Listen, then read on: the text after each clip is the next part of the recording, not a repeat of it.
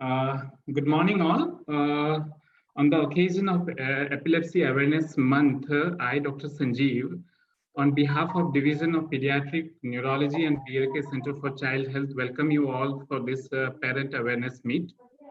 To give a brief outline regarding this meet is organized by Division of Pediatric Neurology to spread awareness regarding the pediatric convulsive disorder, and also to make a forum of parents where they can share their shared queries, anxieties, and how to discuss how to overcome the challenges that they face in managing their ward of this convulsive disorder. So at the outset, I request all the parents who have joined to share their ward number, ward name, along with their WhatsApp number in the chat box so that we can get back to you. You can also drop your queries in the drop box, which I will share with the expert, and we can discuss some of the queries. Now I request Dr. J. Bhasin to give a welcome address to start this meet. Dr. J. Bhasin is an eminent pediatrician of New Delhi and is presently head of the Department of Pediatrics at BL Kapoor Super Speciality Hospital. He has held various academic and administrative positions and has been the president of Indian Academy of Pediatrics Delhi State Branch as well. So, sir, please to start the meet, use some valuable words. Thank you, Dr. Sanjeev, and thank you, Dr. Rajni, for organizing this parent awareness meet for children who have children with epilepsy. And I've seen the amount of anxiety which this disease generates in the parents. मैंने देखा even parents who are from the medical profession, उनके बच्चे को भी जब epilepsy हो जाती है तो even they have acute anxiety and they really do not know how they are going to face this problem. So management includes training the parents how to manage the patient, how to contribute to the continuing education and development of the child, and the understanding of the problem by the family as well as the school. So for this, awareness sessions like this are a very important part, along with the medical management, which of course is provided by the doctors. The awareness about the disease and total knowledge about how to manage the acute episodes. जब एकदम से दौरा आता है तो बड़े बड़ों के हाथ पैर फूल जाते हैं, तो क्या करना है, कितने दिन ये बीमारी चलेगी, कब तक दवाइयां चलेंगी, ये ऐसे सवाल सबके मन में आते हैं कि जो कि हम हमेशा चाहते हैं कि हमारे को इनके जवाब मिले. हमारा बच्चा आगे चल के जिंदगी में क्या करेगा, कुछ काम कर पाएगा, शादी कर पाएगा, पढ़ पाएगा, ये बहुत सारे प्रश्न आते हैं. तो एपिलेप्सी डॉक्टर्स के बच्चों को भी जब होती है उनमें भी इतनी ही एंजाइटी होती है. तो हमारे यहाँ पे डॉक्टर रजनी फरमानिया, जो आप सब जानते हैं, हमारी पीडियाट्रिक न्यूरोलॉजी की हेड हैं, and she is doing excellent work. She train from all India institute of medical sciences.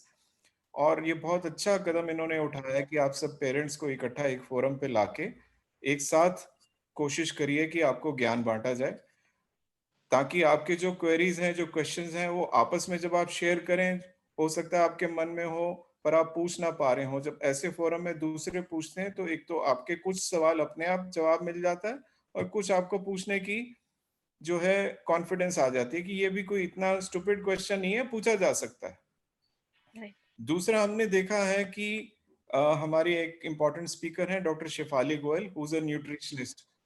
सदियों से हमारे कंट्री में खुराक या डाइट के बारे में हमेशा पूछते हैं. एज पीडियाट्रिशियंस और एज मॉडर्न मेडिसिन प्रैक्टिशनर्स, हम लोगों को डाइट के बारे में इतना एडवाइस देने के बारे में ट्रेन नहीं किया जाता.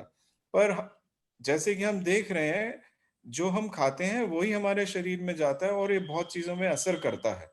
आप कोविड देख रहे हो, जहाँ पे कोई भी दवाई कामयाब नहीं है, पर दुनिया भर के हमारे आयुष के जो सजेशंस हैं वो सबसे सामने आई हैं, और सारा परिवार, पूरा हिंदुस्तान वो करने की कोशिश कर रहा है, अपनी खुराक में बदलाव। तो इसी तरह से न्यूरोलॉजी में भी एपिलेप्सी के पेशेंट्स में किस तरह के डाइट के चेंजेस होने चाहिए, इसके बारे में डॉक्टर शेफाली बताएंगी। और फिर सबसे इम्पोर्टेंट, जब एक्यूट एपिलेप्सी होती है, जब दौरा आता है, उस समय पेरेंट्स को किन बातों का ध्यान रखना है, इसके बारे में डॉक्टर रजनी दोबारा बताएंगी। आई एम वेरी ग्लैड कि so many parents have joined, और आप लोग we will have more of these sort of interactions in future. And congratulations, Dr. Rajni, for going ahead and organizing this. Thank you, Shahzad and the IT team for organizing it. अब मैं ज्यादा समय नहीं लूंगा क्योंकि हम चाहते हैं कि ये ज्यादा समय आप लोगों को मिले। और अब मैं कहूंगा डॉक्टर संजीव को कि इस पहले सेशन के चेयरपर्सन्स को इंट्रोड्यूस करें, और माइक जो है डॉक्टर रजनी के हाथ में दिया जाए। मेरी शुभकामनाएं आपके साथ, और उम्मीद करता हूं कि आप सब लोग इस सेशन के बाद ज्यादा कॉन्फिडेंट होंगे अपने बच्चों के भविष्य के बारे में और उनके इलाज के बारे में। Thank you very much. Over to Sanjeev. Thank you, sir, for your valuable words and briefly outlining the objective of this meeting. Now, to start the ball rolling, I would like to request Dr. Dinesh Mittal and Dr. Sikha Mahajan to chairperson the next session. Dr. Dinesh Mittal is a senior pediatrician practicing in North Delhi. He is currently also the president of IAP North Delhi City Branch and is very active in academic field. Dr. Shikha Mahajan is Associate Director of Pediatrics in BL Kapoor Super Speciality Hospital and a practicing pediatrician in Central Delhi. Over to you, sir and ma'am. Good morning, everyone. आप सबको मेरा नमस्कार। इतने सारे parents ने join किया है, देख के बहुत अच्छा लगा। जैसे डॉक्टर भसीन पहले ही बता चुके हैं कि ये एक फोरम है जिसमें आप अपने बच्चों के बारे में जो भी आपको डाउट्स होंगे, जो आपको सवाल होंगे, वो आप बेहिचक पूछ सकते हैं और आप एक दूसरे के सवाल और जवाब से बेनिफिट भी पा सकते हैं। सो फर्स्ट स्पीकर हैं डॉक्टर रजनी, जिनको आप सब लोग अच्छे से जानते हैं शायद, बिकॉज आप सब लोग उनके पास आते होंगे। Doctor Rajni will talk about the myths which are associated with epilepsy. बहुत सारी चीजें हैं जो बताई जाती हैं कि एपिलेप्सी में ऐसा करने से ये होता है, कहा सुनी बातें जो होती है। सो उन सबको वो आपके she will clear those doubts. And I introduced Dr. Rajni. She's working as a consultant pediatric neurology at BLK Super Speciality Hospital. Dr. Rajni has been trained from SMS Medical College, Jaipur, and has done her pediatric neurology from All India Institute of Medical Sciences. And she has done her DM pediatric neurology senior residency for 3 years, that too from AIIMS. I invite Dr. Rajni to start her session. Over to Dr. Rajni, please.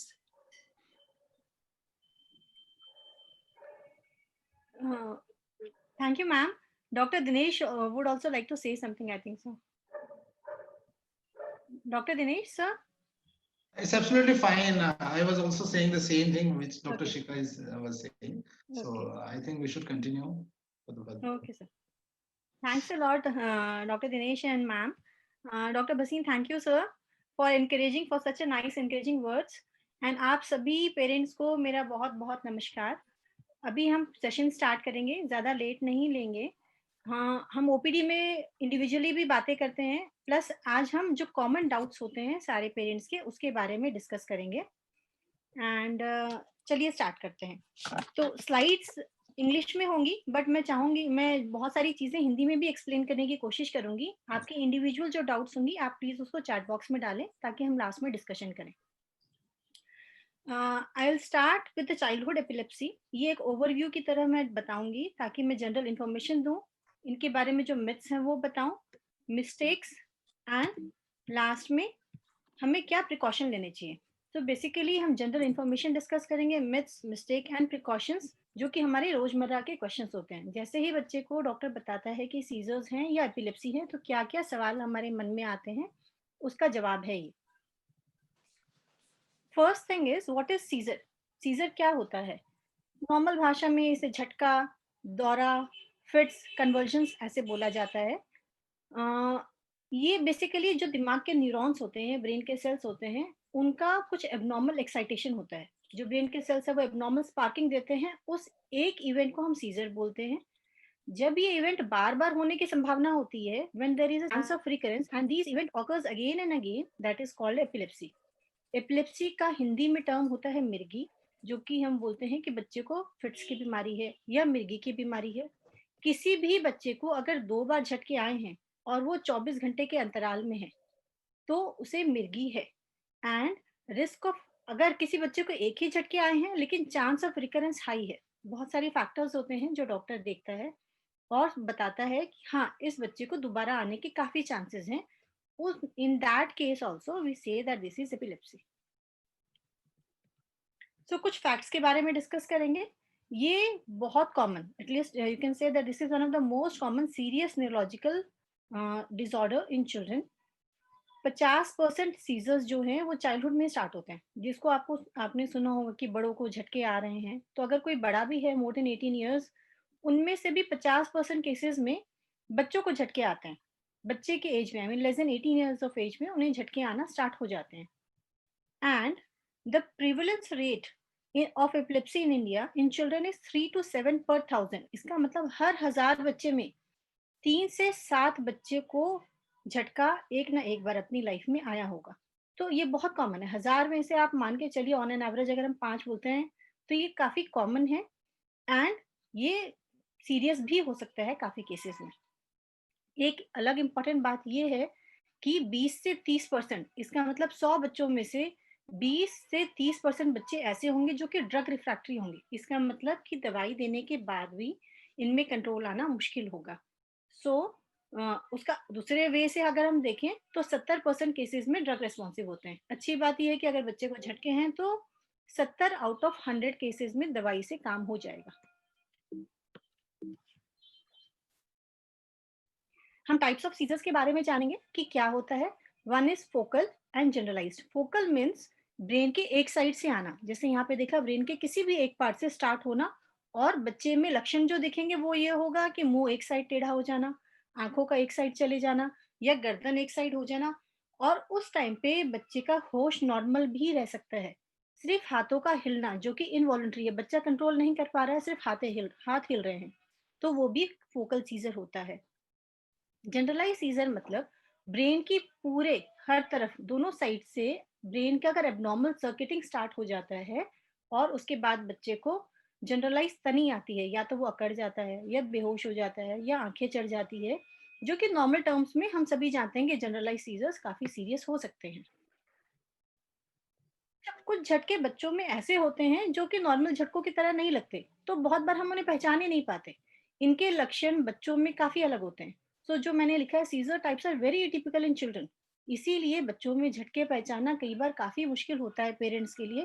तो ये awareness होना कि ये भी झटके हो सकते हैं, ये बहुत जरूरी है।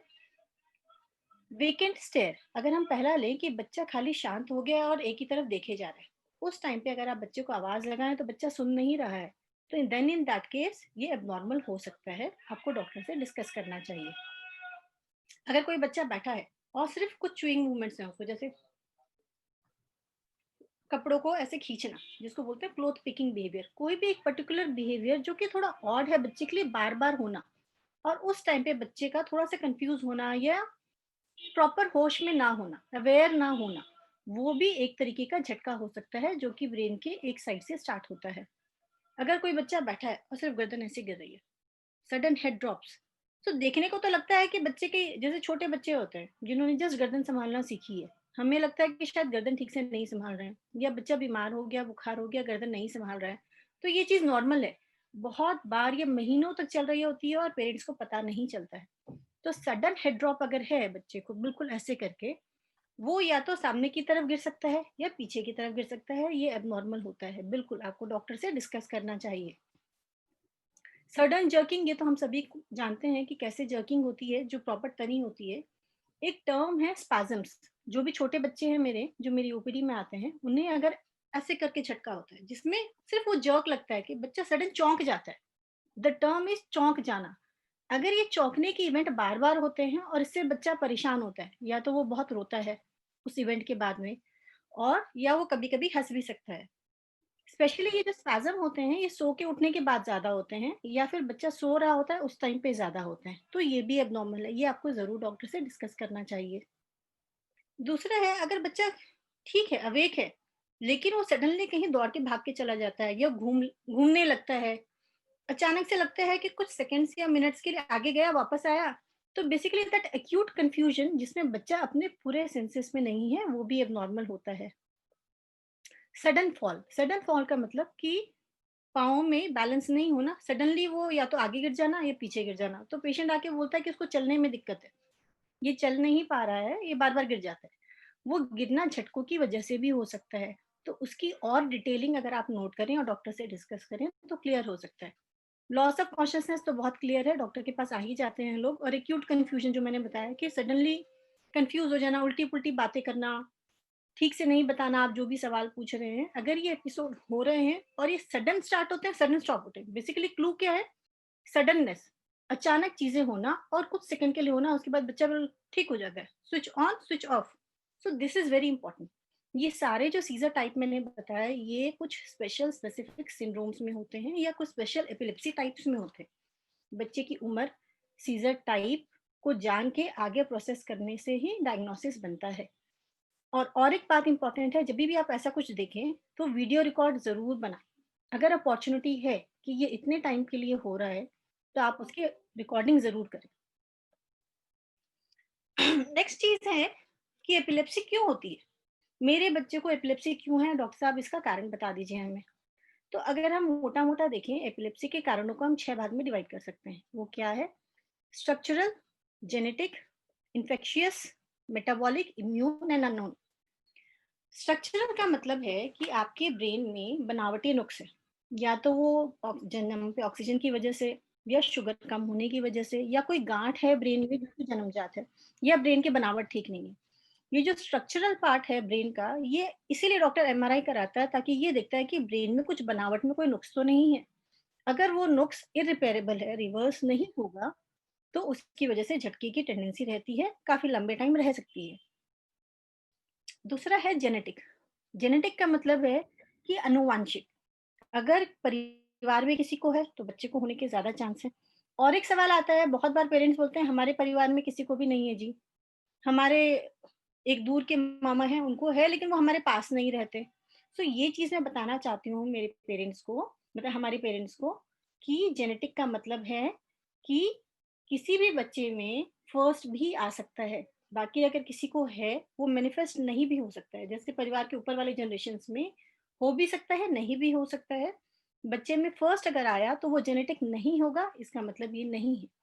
दूसरी बात ये कि ये कंटाजियस नहीं है, एपिलेप्सी इज नॉट कंटाजियस। तो अगर मामा आपके पास में रहते हैं या मामा का बेटा आपके घर के पास रहता है तभी बच्चे को झटका होगा या वो जेनेटिक होगा, ऐसा नहीं होगा। दूर के रिश्ते भी जो होते हैं उनमें blood relationship with in 3 generations 4 generations, जो आपके ब्लड का डीएनए है, उसका जो जेनेटिक मेकअप है वो कनेक्टेड होता है। सो genetic is a very important and upcoming cause, क्योंकि आजकल इतने न्यू डायग्नोसिस हो रहे हैं, इतने जेनेटिक टेस्ट रेडिली अवेलेबल हैं कि हम बहुत सारी चीजें पता लगा पा रहे हैं।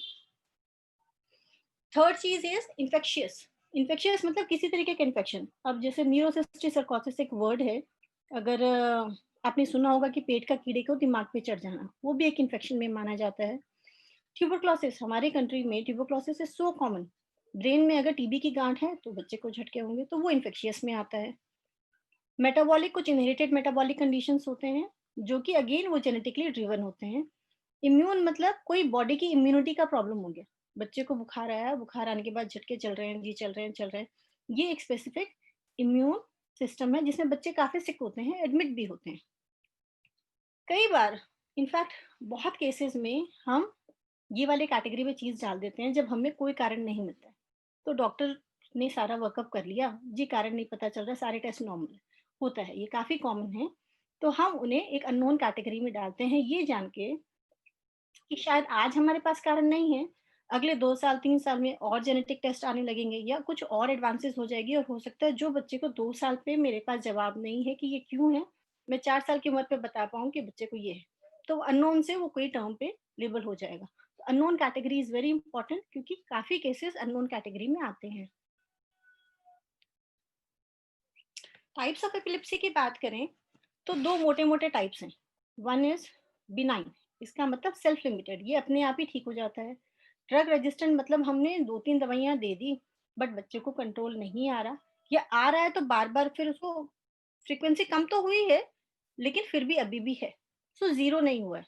तो ये सारे नाम हैं जो कि जो स्पेसिफिक बच्चे हैं उनके पेरेंट्स को मैंने रिवील किया है, समझाया है, ताकि वो और अवेयर हो और जाने इन बीमारी के बारे में. अच्छा, एपिलेप्सी डायग्नोस कैसे करते हैं? अगर ये पूछो कि मेरे बच्चे के हमने जितने टेस्ट कराए डॉक्टर साहब सब ठीक है, आप कैसे बता रहे हो कि मेरे बच्चे को एपिलेप्सी है? वेरी वैलिड क्वेश्चन, बहुत ही अच्छा क्वेश्चन है कि कैसे आप डायग्नोज करते हो. So epilepsy is a clinical diagnosis. इसका मतलब ये कि अगर डॉक्टर को कोई स्पेसिफिक मैनरिज्म है बच्चे का, जो मैंने आपको सिम्टम्स बताए, बच्चा कैटेगोरिकली उसमें फिट होता है, और बाकी और कुछ इंपॉर्टेंट फैक्टर्स होते हैं जो डॉक्टर क्लिनिकल एग्जामिनेशन में समझता है, तो बच्चे को एपिलेप्सी डायग्नोज करेगा. अगर रिपोर्ट्स नॉर्मल है तब भी, दैट मीन्स कि क्लिनिकल बेसिस पे ही डायग्नोसिस होता है, इसीलिए वो क्लिनिकल इवैल्यूएशन काफी स्ट्रांग होना चाहिए. जो वीडियो रिकॉर्ड है फर्स्ट वाला, इससे डॉक्टर को और आपको काफी हेल्प हो जाती है. बेसिकली जो इवेंट हुआ है उसको बार बार आप वीडियो रिकॉर्ड में देख सकते हैं, उसको एनालाइज कर सकते हैं. किसी और डॉक्टर से अगर आप जाते हैं 2-3 ओपिनियंस ले सकते हैं, ताकि कोई एक ही वीडियो देख रहा है और उसी पे एनालिसिस बन रहा है. अदरवाइज किसी पेरेंट ने अगर कोई इवेंट देखा और वो बताता है,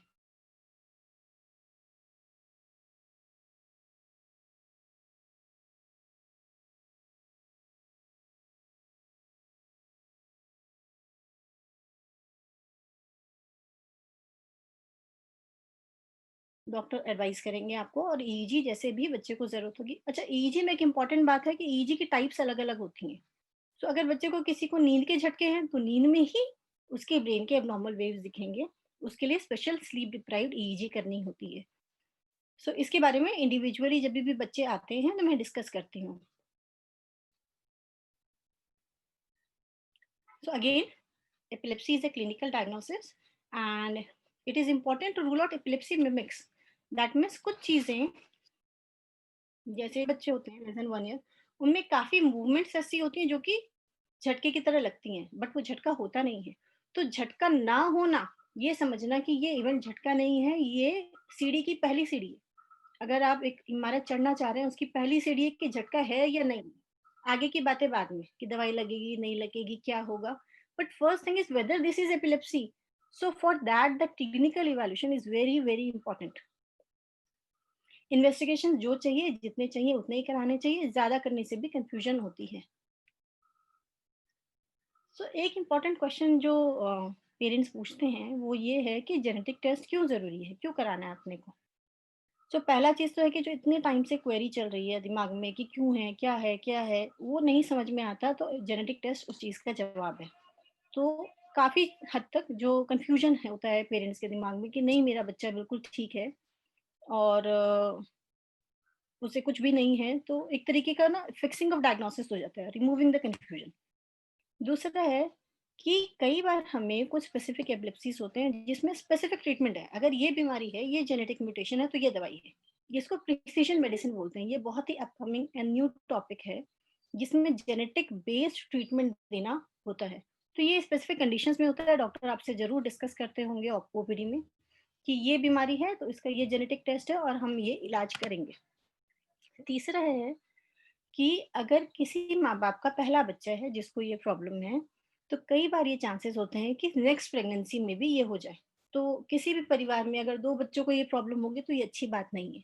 डॉक्टर की जिम्मेदारी सिर्फ उस बच्चे तक नहीं है, उसकी जिम्मेदारी है कि वो उसके नेक्स्ट नेक्स्ट मतलब बेसिकली उस फैमिली को एक हेल्दी फैमिली दे, और नेक्स्ट बच्चे अगर कोई जेनेटिक डिजीज वाले हैं तो वो ना हो. तो ये डॉक्टर की मॉरल रिस्पॉन्सिबिलिटी है and doctor should advise genetic test if it is required. इसमें एक डिस्क्लेमर है कि कई बार रिजल्ट्स बहुत इनकंक्लूसिव होते हैं, तो डॉक्टर्स ऑलवेज स्टार्टिंग में डिस्कस करते हैं कि जेनेटिक टेस्ट करा लिया तो ये 100% नहीं है जवाब, कुछ कंफ्यूजन हो सकती है, वो इंडिविजुअल बेसिस पे डॉक्टर गाइड करेंगे आपको. So how to treat epilepsy, सभी को पता है कि दवाई चालू करेंगे तो ठीक हो जाएगा, बट कुछ एपिलेप्सीज ऐसी होती है जिसमें दवाई की जरूरत नहीं होती है। तो ये भी जानना कि इस एपिलेप्सी में दवाई की जरूरत है या नहीं है, या किन कंडीशंस में दवाई देनी है, वो भी डॉक्टर आपसे जब भी डायग्नोज करते हैं एपिलेप्सी वो डिस्कस करते हैं। अच्छा, दवाई किस किस कंडीशन पे दी जाती है? जैसे अगर छोटा बच्चा है उसकी दवाई अलग है, कोई गर्ल है उसकी दवाई अलग है, गर्ल अगर प्री प्यूबर्टल एज पे है उनकी दवाई अलग है। तो एज के अकॉर्डिंग, टाइप के अकॉर्डिंग, अगर सीजर का टाइप ऐसा है तो ऐसी दवाई होगी, अगर झटका जनरलाइज है तो ऐसी दवाई होगी। Basically type of seizure and epilepsy पे दवाई डिसाइड होता है। तीसरा कोमॉर्बिडिटी, अगर कोई बच्चा मोटा है तो मैं उसे ऐसी दवाई नहीं दे सकती हूँ जिससे उसका वजन और बढ़े। कोई अगर दुबला है उसको ऐसी दवाई नहीं दे सकते जिससे भूख कम हो जाए। तो एज, टाइप ऑफ एपिलेप्सी, उसकी एसोसिएटेड क्या प्रॉब्लम्स है और उस दवाई का बच्चे पे क्या इफेक्ट हो सकता है, एडवर्स इफेक्ट, वो सबको ध्यान पे रखते हुए ही मेडिसिन स्टार्ट होती है। ये भी डॉक्टर्स आपसे डिस्कस करते हैं जब स्टार्ट करते हैं। सेकेंड है एक ऑप्शन विटामिन का। कुछ बीमारियों में, कुछ एपिलेप्सी में विटामिन रेस्पॉन्सिव एपिलेप्सीज होती हैं कि ये विटामिन अगर आप दे दें तो एपिलेप्सी ठीक हो जाएगी, और वो सदा के लिए देनी होती है। ये एक जेनेटिक डायग्नोसिस होता है जिसपे डॉक्टर आपको एडवाइस करते हैं। स्टार्टिंग में किसी किसी बहुत छोटे बच्चे में, न्यूनेट में, विटामिन ट्रायल दिए जाते हैं कि हम एक तरीके का ट्रायल देंगे, ये दवाई देंगे, अगर झटके रुक गए तो शायद यही विटामिन की डिफिशियंसी है इसमें। तो वो ट्रायल बेसिस के जो कंडीशंस हैं वो बहुत स्पेसिफिक हैं। छोटे बच्चों में ज्यादा करके वो डॉक्टर डिस्कस करते हैं आपसे। तीसरा है डाइट पे। डाइट पे मैं ज्यादा नहीं बोलूंगी, शिफाली मैम में शिफाली हैं, वो आपसे डिस्कस करेंगे कि क्या हम डाइट में चेंजेस करते हैं स्पेसिफिकली टू कंट्रोल एपिलेप्सी। उसके अलावा अगर कोई बच्चा डाइट ले रहा है, नॉर्मल न्यूट्रिशियस डाइट जैसे हम सब पेरेंट्स को बताते हैं, जो नॉर्मल बच्चे के लिए होता है वही एपिलेप्सी वाले बच्चों के लिए होता है। और एक बात कि कोई ब्लैंकेट मेडिसिन नहीं है। जैसे फीवर के लिए हम सबको पता है कि पैरासिटामोल देनी है, ये एक नॉर्मल है, ओवर द काउंटर ड्रग है। बट एपिलेप्सी के लिए ये दवाई सबको दे दें, ये झटके हैं तो सबको ये दवाई दे दें, ऐसा नहीं होता। इसीलिए एपिलेप्सी का प्रॉपर डायग्नोसिस बहुत जरूरी है। और एक बात, किस एपिलेप्सी में ट्रीटमेंट नहीं देना है वो भी जानना जरूरी है। तो बेसिकली जो स्टार्टिंग का इवैल्यूएशन है that is very important, and आपके जो भी डॉक्टर हैं, एक्सपर्ट हैं, उनसे डिस्कस करके ही स्टार्ट करें। जो ड्रग रेजिस्टेंट एपिलेप्सी अगर किसी को है, ड्रग रेजिस्टेंट एपिलेप्सी के बारे में बताती हूँ। इसमें अगर किसी बच्चे को हमने 2 दवाई दे दी और वो प्रॉपर डोसेज में है, वो दवाई देने के बाद भी बच्चे को आराम तो हुआ बट 0 नहीं हुए, इसका मतलब वो एपिलेप्सी ड्रग रेजिस्टेंट है। उनमें हम दवाइयों के तौर पे या तो हम प्रॉपर ड्रग दें, नई दवाइयाँ ऐड करें, 3-4 दवाइयों को मिला दें, वो एक ऑप्शन है। लेकिन ऐसा देखा गया है रिसर्च में कि जिन बच्चों को अगर 2 दवाई से फायदा नहीं हुआ, तीसरी ऐड करने से हार्डली 2 to 3% ही फायदा होता है। सो ड्रग रेजिस्टेंट एपिलेप्सी का 0 हो जाना सीजर्स ये बहुत मुश्किल है, डिफिकल्ट है। कीटोजेनिक डाइट, डाइट और भी टाइप के हैं जैसे मॉडिफाइड एटकिंस या लो ग्लाइसेमिक इंडेक्स, ये शिफाली मैम आपसे डिस्कस करेंगे। तीसरा है जो एपिलेप्सी सर्जरी। अगर कोई बच्चे की एमआरआई में ऐसी कुछ गांठें हैं या कुछ ऐसी चोट है जो जन्म की चोट है और वहां से ही एबनॉर्मल तरंगे आती हैं, एबनॉर्मल शॉर्ट सर्किटिंग होती है जिसकी वजह से बच्चे को सीजर्स हैं, तो एपिलेप्सी सर्जरी से फायदा हो सकता है। आजकल एपिलेप्सी सर्जरी बहुत अपकमिंग है, रिसेंट 2 to 3 ईयर्स में काफी एडवांसेस हैं, काफी अच्छे सेंटर्स हैं जहाँ पे हम इवेलुएट कर सकते हैं। अगर डॉक्टर ने आपको ऑप्शन दिया कि एपिलेप्सी सर्जरी किया जा सकता है, उससे घबराना नहीं है। कई केसेस में काफी अच्छे रिजल्ट देती है, इनफैक्ट दवाइयों से ज्यादा अच्छे देती है। सो वो डिटेलिंग डॉक्टर आपसे जरूर ओपीडी में डिस्कस करेंगे कि ये एपिलेप्सी सर्जरी करवाने से फायदा होगा। तो वो आप डिस्कस भी कर सकते हैं अपनी तरफ से कि डॉक्टर साहब क्या हम ये करा सकते हैं। तो घबराना नहीं है। सर्जरी का मतलब नॉर्मल टर्म्स में ऐसा होता है कि सब पेरेंट्स डर जाते हैं जी हमें नहीं कराना, ऐसा नहीं है। सर्जरी एक बहुत फायदेमंद ऑप्शन एंड ओपिनियन है। मेरा बच्चे को कितने साल तक दवाई चलेगी? अगर नॉर्मल एक ओवरऑल ब्लैंकेट टर्म बताऊं तो किसी भी बच्चे को अगर मैंने एपिलेप्सी लेबल किया और दवाई चालू की तो 2 years minimum seizure free period. इसका मतलब अगर जून में हमने दवाई चालू की, झटकों में कंट्रोल आया अगस्त में, तो अगस्त सो एंड सो ईयर से लेके उसके 2 साल के बाद तक बच्चे को दवाई चलेगी। और फिर दोबारा कीजिए दवाई, एक्स्ट्रा भी चल सकती है, हाँ एक्स्ट्रा भी चल सकती है। 2 साल के एंड पे डॉक्टर दोबारा इवेलुएट करते हैं ये देख के कि बच्चे की ग्रोथ कैसे रही, बच्चा डेवलपमेंट कैसा रहा, झटके कैसे हैं, दवाई का कंट्रोल कैसा रहा, उसकी एमआरआई में क्या है, उसकी ईईजी में क्या है। सारी कंडीशन सेफ होने के बाद एक ड्रग विड्रॉल का ट्रायल दिया जाता है, जो कि बहुत इंपॉर्टेंट स्टेप है। जैसे कि स्टार्टिंग में दवाई स्टार्ट करना इंपॉर्टेंट है, दवाई रोकना भी उतना ही इंपॉर्टेंट है कि कब और कैसे। दवाई रोकने के बाद क्या दोबारा हो सकते हैं झटके? यस, हो सकते हैं। विद इन 6 मंथ्स ज्यादा चांस है रिकरेंस का, बशर्ते सारी रिपोर्ट्स आपकी अगर नॉर्मल है, बच्चा नॉर्मल है, तो भी यही बात है एपिलेप्सी में कि वो इतनी अनप्रेडिक्टेबल है, विद इन 6 मंथ्स दोबारा भी हो सकती है। सो दवाई विड्रॉ करने का मतलब ये नहीं है कि क्योर हो गया, उसका मतलब ये है कि बच्चा सेफ हैंड्स में है, चांसेस कम है लेकिन फिर भी जीरो नहीं है।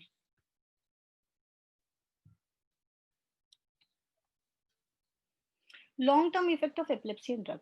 मेरे बच्चे को आपने डॉक्टर साहब 4-5 साल हो गए आप दवाई खिला रही हैं, तो क्या होगा बच्चे का? ये क्या अच्छी बात है? अगर आप मेरे से पूछें तो किसी भी दवाई या एपिलेप्सी की, बेसिकली अगर एपिलेप्सी कंट्रोल नहीं है तो एपिलेप्सी की वजह से, या अगर दवाई से कंट्रोल है तो दवाई के इफेक्ट की वजह से, 4 चीजें हैं जो डॉक्टर हमेशा डिस्कस करते हैं। वन थिंग इज डेवलपमेंट, बच्चे का जो विकास है, फिजिकल विकास, चलना उठना बैठना बच्चे का कैसे है। दिमागी विकास, बच्चे का इंटेलेक्चुअल फंक्शनिंग, उसका मेमोरी, उसका इंटेलिजेंस, उसका लर्निंग, उसके स्कूल में परफॉर्मेंस, उसके बाकी लोगों में सोशल सराउंडिंग में परफॉर्मेंस। तीसरा है बिहेवियर, क्या ये बच्चा ज्यादा हाइपर एक्टिव है, क्या इसको ऑटिस्टिक फीचर्स है, तो basically how is the child in terms of his behaviour. Fourth thing is sleep, क्या ये सोता है टाइम से या नहीं सोता, या दिन भर सोता रहता है। तो बेसिकली ये 4 चीज पे ही चीजें घूम के आती है। दवाई देने का मतलब है इन चारों चीज में सुधार करना और बच्चे को एज नॉर्मल रखना। एक नॉर्मल बच्चे की जो लाइफ होती है, एपिलेप्सी के बच्चों को दवाई के साथ वही लाइफ देने की कोशिश करना is the ultimate goal of therapy in epilepsy. तो अगर एपिलेप्सी है और हमने दवाई नहीं दी तो नुकसान होगा। एपिलेप्सी अगर कंट्रोल हो गई दवाई से और हमने काफी हाई डोज दवाई दी तो उससे भी नुकसान हो सकता है, जो कि कम है। बेसिकली ट्रीट करना है या नहीं करना है, अगर करना है तो कितनी हद तक करना है, क्या हम 0 सीजर टारगेट कर रहे हैं या 2-3 सीजर होंगे तो भी चलेगा। तो ये हमेशा एक बैलेंस बना के चलना है कि रिस्क कितना है और बेनिफिट कितना है, इन दोनों का बैलेंस बनाया तो वही परफेक्ट ट्रीटमेंट है। कई बार दवाई अगर हम लंबे टाइम देते हैं तो बच्चे की जो इंटेलेक्चुअल फंक्शनिंग है, जो समझने की पकड़ है, जो चीजें सॉल्व करने के प्रॉब्लम सॉल्विंग बिहेवियर है, उस पर थोड़ा असर आता है। लेकिन अगर हम ना दे दवाई तो एपिलेप्सी नुकसान करेगी। सो उनका बैलेंस बनाना वो डॉक्टर आपसे डिस्कस करेंगे जब भी ये डिफिकल्ट टू ट्रीट एपिलेप्सी होगा।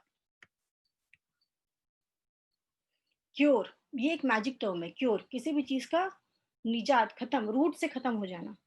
सो एपिलेप्सी का क्योर हो सकता है क्या? अगर डेफिनेशन सोचे मेडिकल टर्म्स में, तो 10 इयर्स ऑफ सीजर फ्रीडम, किसी बच्चे को 5 साल की उम्र पे अगर झटका आता है तो ये बोल देना कि ये खत्म हो जाएगा, कभी लाइफ में नहीं होगा।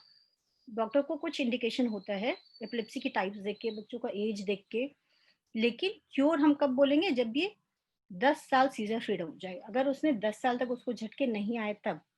प्लस कंडीशन ये है कि उसमें से 5 साल ऐसे होने चाहिए जिसमें उसने दवाई नहीं ली। बेसिकली 5 साल के बच्चे को हमने दवाई स्टार्ट की, 10 साल की उम्र के बाद, 5 साल की उम्र के बाद झटके आए नहीं, और 10 साल के बाद हमने दवाई दी नहीं, तो 15 साल की उम्र पे आप जाके बोलोगे इसकी एपिलेप्सी क्योर हो गई, इसका मतलब इसको दोबारा नहीं आएगा और ये बीमारी जड़ से खत्म। सो दिस इज डिफिकल्ट। ये रेट्रोस्पेक्टिव डायग्नोसिस बनता है। 15 साल की उम्र में मैं बोलूंगी कि हाँ इसकी एपिलेप्सी क्योर हो गई है। सो ये एक बहुत ही लंबा पीरियड होता है जिसको बोलना मुश्किल है। इसीलिए the magic word is control.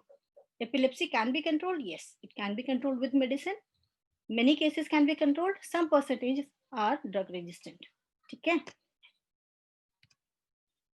Now myths की हम बात करेंगे। व्हाट इज मिथ, जैसे कि क्या क्या धारणाएं हैं। ये कि कोई बाबा, कोई जादू टोना, ऐसा नहीं होता। आज की डेट में सब जानते हैं कि एक न्यूरोलॉजिकल डिसऑर्डर है, ये कंट्रोल नहीं हो सकती, ट्रीटमेंट नहीं हो सकता है, बिल्कुल गलत। ट्रीटमेंट हो सकता है, मेडिकेशन से कंट्रोल हो सकता है। बच्चे स्कूल नहीं जा सकते, स्कूल की एक्टिविटीज में नहीं पार्टिसिपेट कर सकते।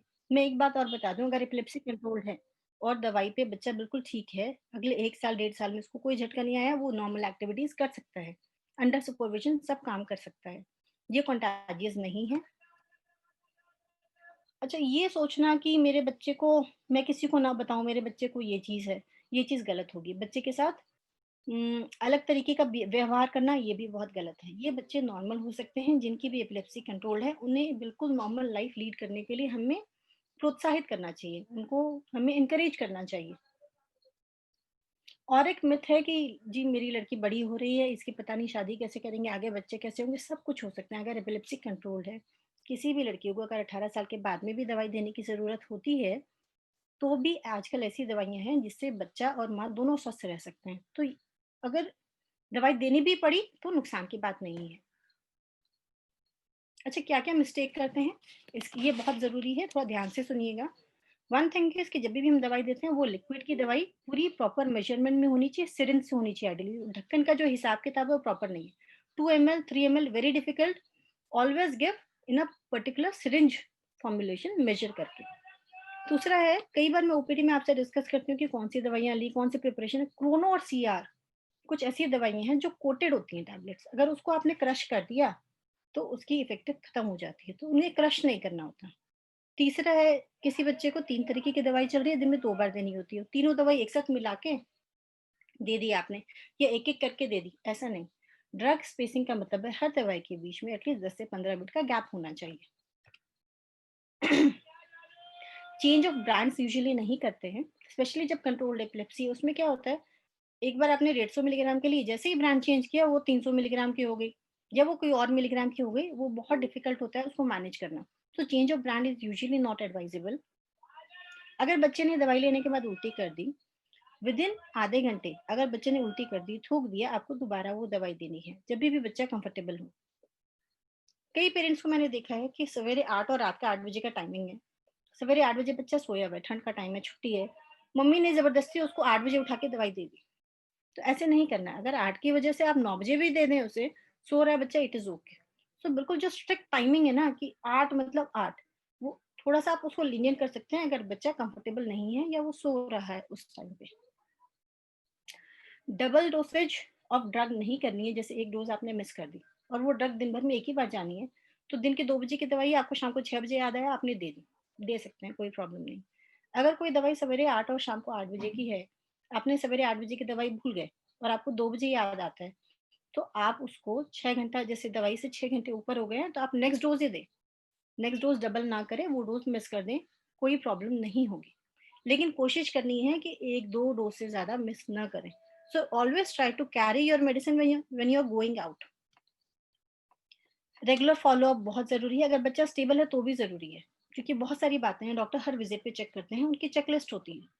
दूसरा है कि अगर आप डॉक्टर के पास आ रहे हैं, बच्चे को झटके कंट्रोल नहीं है, आपको पता ही नहीं है क्या दवाई चल रही है, कितनी डोज़ चल रही है, सबसे अच्छा तरीका है अपने दवाइयों का पैकेट बाँधो और डॉक्टर के पास जाओ, ये दवाई मैं ऐसे दे रहा हूँ।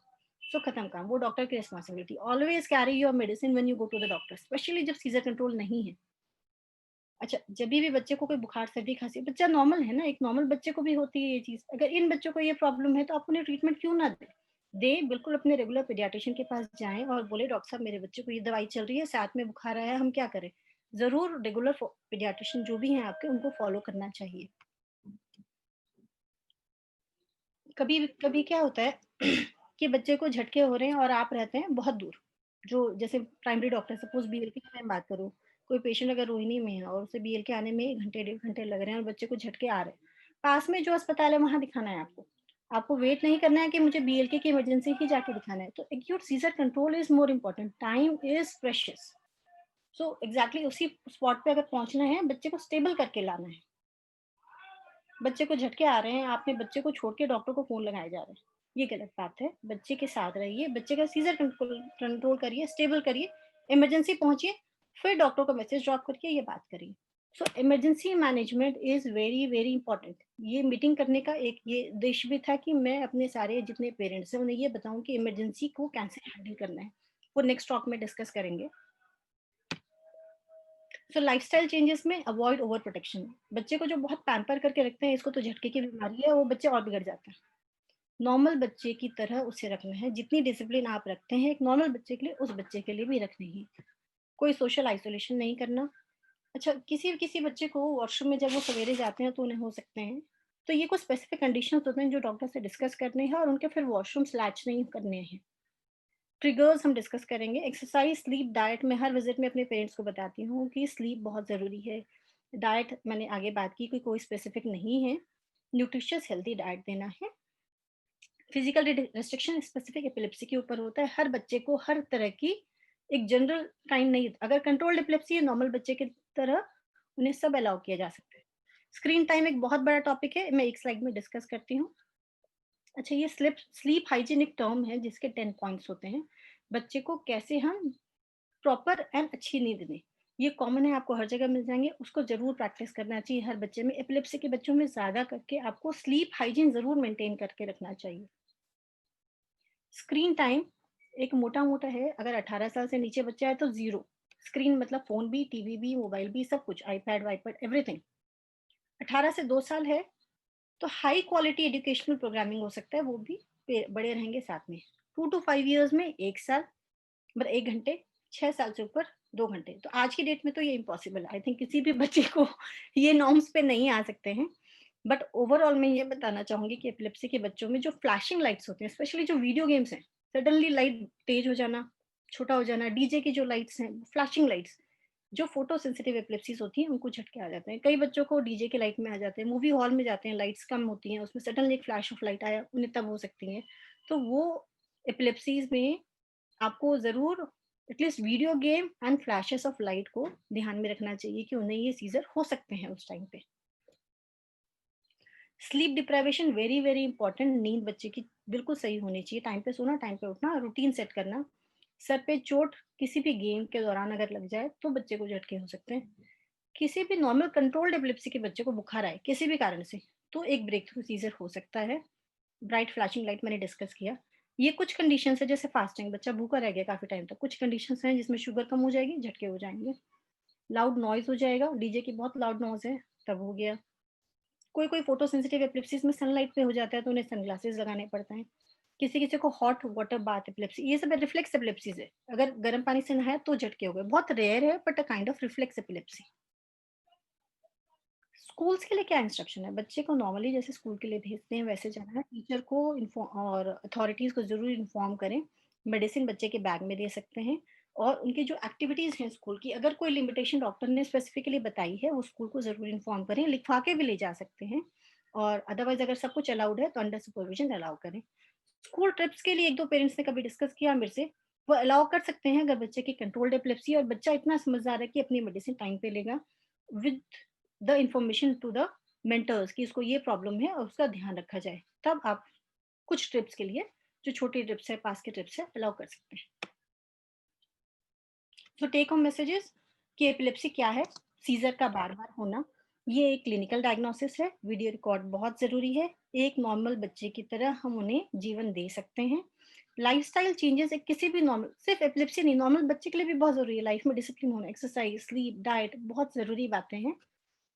प्रॉपर मैंने मेडिसिन के बारे में कुछ डिस्कस किया आपसे, वो सारी बातें ही बहुत जरूरी है, लिक्विड का क्या, प्रॉपर मेजरमेंट क्या, और डॉक्टर के पास मेडिसिन ले जाके दिखाना क्या, और रेगुलर फॉलोअप, ये एक बहुत ही इंपॉर्टेंट है। जिस भी डॉक्टर को आप दिखा रहे हैं उन्हें रेगुलरली दिखाना काफी जरूरी है, बच्चा स्टेबल हो तो भी दिखाना चाहिए। तो इसी चीजों के साथ में मैं आपको बोलती हूँ कि कुछ दिन काफी हैप्पी होते हैं, कुछ दिन सैड होते हैं, कुछ दिन वर्ड्स भी हो सकते हैं, but that's life. So be aware, be strong, and all my little kids are fighter, and soon things will be brighter. These are for children with the resistant epilepsy. So keep your hopes up. Thank you. Over to you, Dr. Sanjeev. Dr. Sanjeev. Thank you, Dr. Rajni, for a very elaborate and informative talk. Dr. Dinesh, any comment on or any your opinion on that? It's a really nice concept to gather all the patients.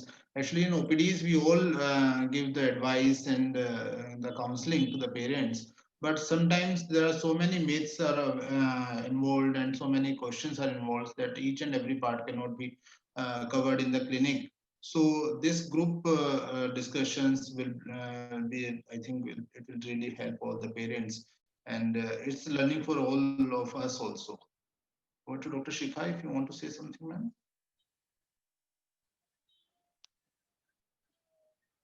Ma'am, please unmute yourself. Unmute yourself. Doctor Rajni, बहुत ही crisp presentation था आपका, बहुत clear था, और मेरे हिसाब से parents को बहुत फायदा हुआ होगा, हमें भी बहुत सारी चीजें सीखने को मिली है जैसे डॉक्टर दिनेश कह रहे हैं. And I think this concept is really good.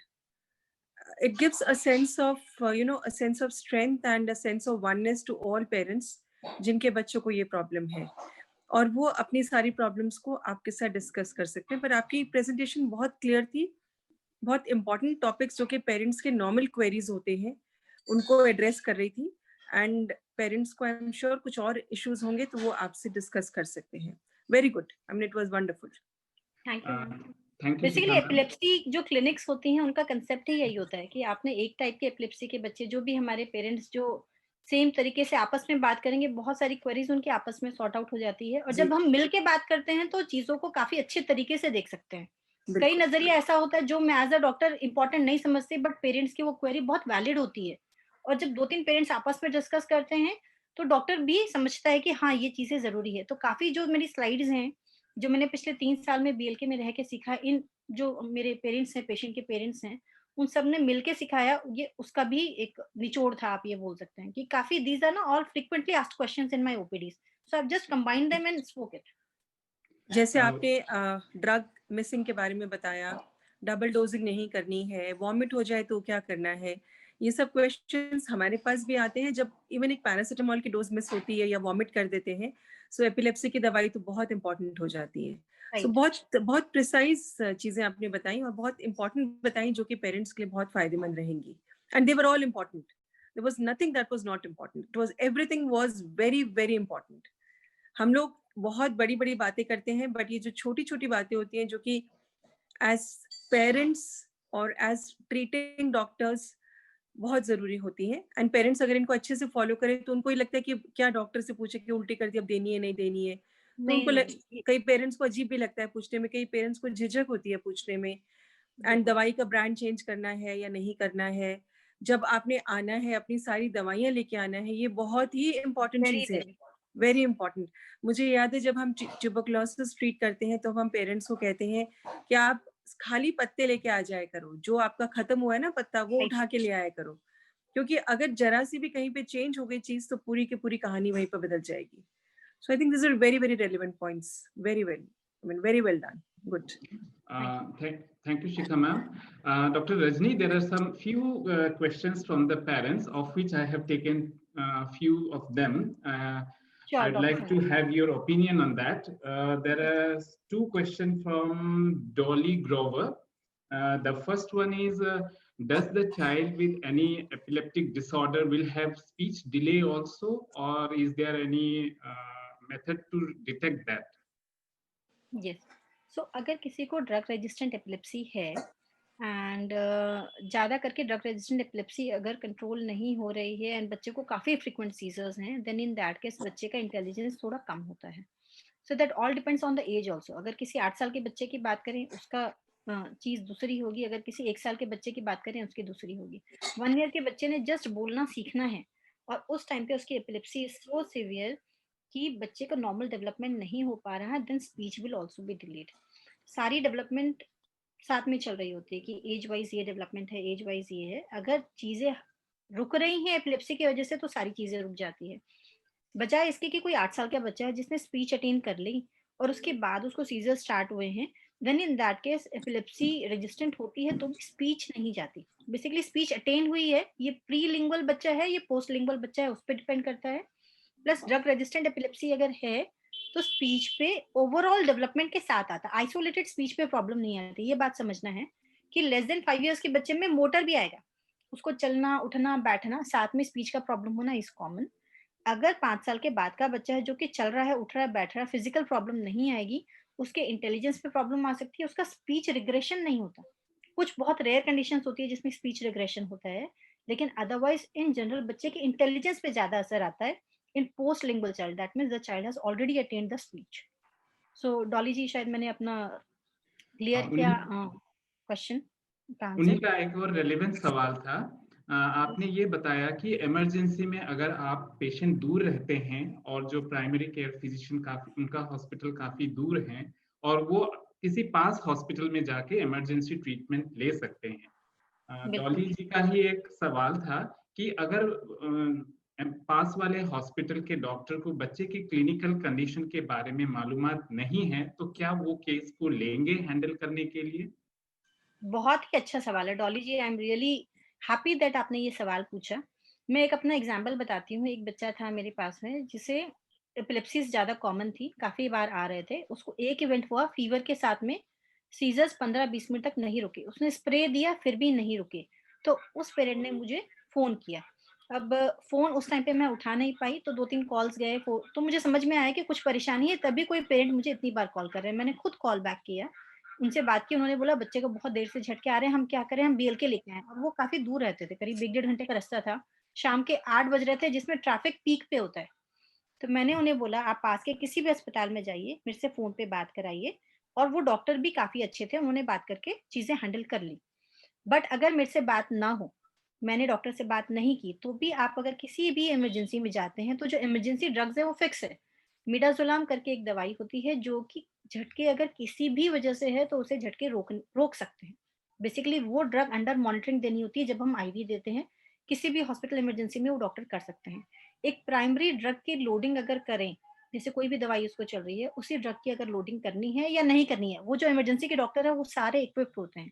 जहाँ भी आप बच्चों की इमरजेंसी में जाएँगे, उस एक्यूट इमरजेंसी जिसको हम स्टेटस एपिलेप्टिकस बोलते हैं, उसको हैंडल करने के लिए every emergency is equipped. So tension नहीं लेना है। हम ये नहीं बोल रहे हैं कि आपका पूरा इलाज आप वहाँ कराएँ। आप अपने बच्चे को वहाँ लेके जाएँ, स्टेबलाइज़ कराएँ, उसकी ऑक्सीजन, रेस्पिरेशन, ब्रीथिंग सब स्टेबलाइज़ करें, और उसके बाद उसको एम्बुलेंस में ट्रांसफ़र करें या इन्फॉर्म करें बीएलके इमरजेंसी। सपोज़ आपको बीएलके ट्रांसफ़र करना है, हम उसे ट्रांसफ़र करके लेके आएँगे। सो बच्चे को नुकसान नहीं होना चाहिए, प्लेस बदल सकता है। बच्चा is more important, time is more important. अगर आप 1 घंटा रास्ते में खराब कर देंगे बीएलके आने में, तो सारे इरिवर्सिबल चेंजेस हो चुके होंगे, वो काम नहीं करना है। Thank you. I think the query of Mrs. Dolly Grover is resolved. There is another important question from Sunita Singh. उनका सवाल ये है कि कौन से एज में पीडियाट्रिक एपिलेप्सी ज्यादातर डायग्नोज की जा सकती है? ऐसे कोई एज लिमिट है या can be done as early age in neonatal period? नहीं, एपिलेप्सी का डायग्नोसिस क्लिनिकल है, जिसमें अगर किसी भी बच्चे के 2 सीज़र्स हुए हैं, आज एक झटका हुआ और 24 घंटे के बाद में दोबारा झटका हुआ जो कि सेम पैटर्न का है या फिर अलग पैटर्न, जैसे आज किसी और टाइप का है, अगले दिन किसी और टाइप का है, तो भी 2 events 24 hours apart classifies the child to have epilepsy.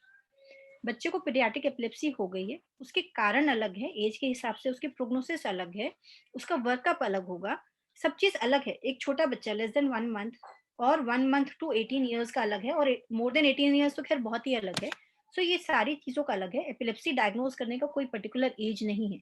किसी भी बच्चे को 2 बार झटका होना, 24 घंटे के अंतराल में होना, हम मोटा-मोटा ये बोल सकते हैं बच्चे को मिर्गी की बीमारी है और बार-बार चांसेस हैं उसको रिकरेंस होने का। मिर्गी की बीमारी का मतलब ही यही है कि उसको रिकरेंस के चांस है, और हम बच्चे को ये सीज़र कंट्रोल करना चाहते हैं ताकि उसकी डेवलपमेंट बेटर हो, उसकी डेवलपमेंट नॉर्मल ढंग से हो सके। इसीलिए बच्चों में ज़्यादा अग्रेसिव रहते हैं, डॉक्टर्स ज़्यादा अग्रेसिव हैं। अगर किसी भी बड़े को झटके आते हैं, एक बार को आप 1 बार में 2 बार में छोड़ सकते हैं।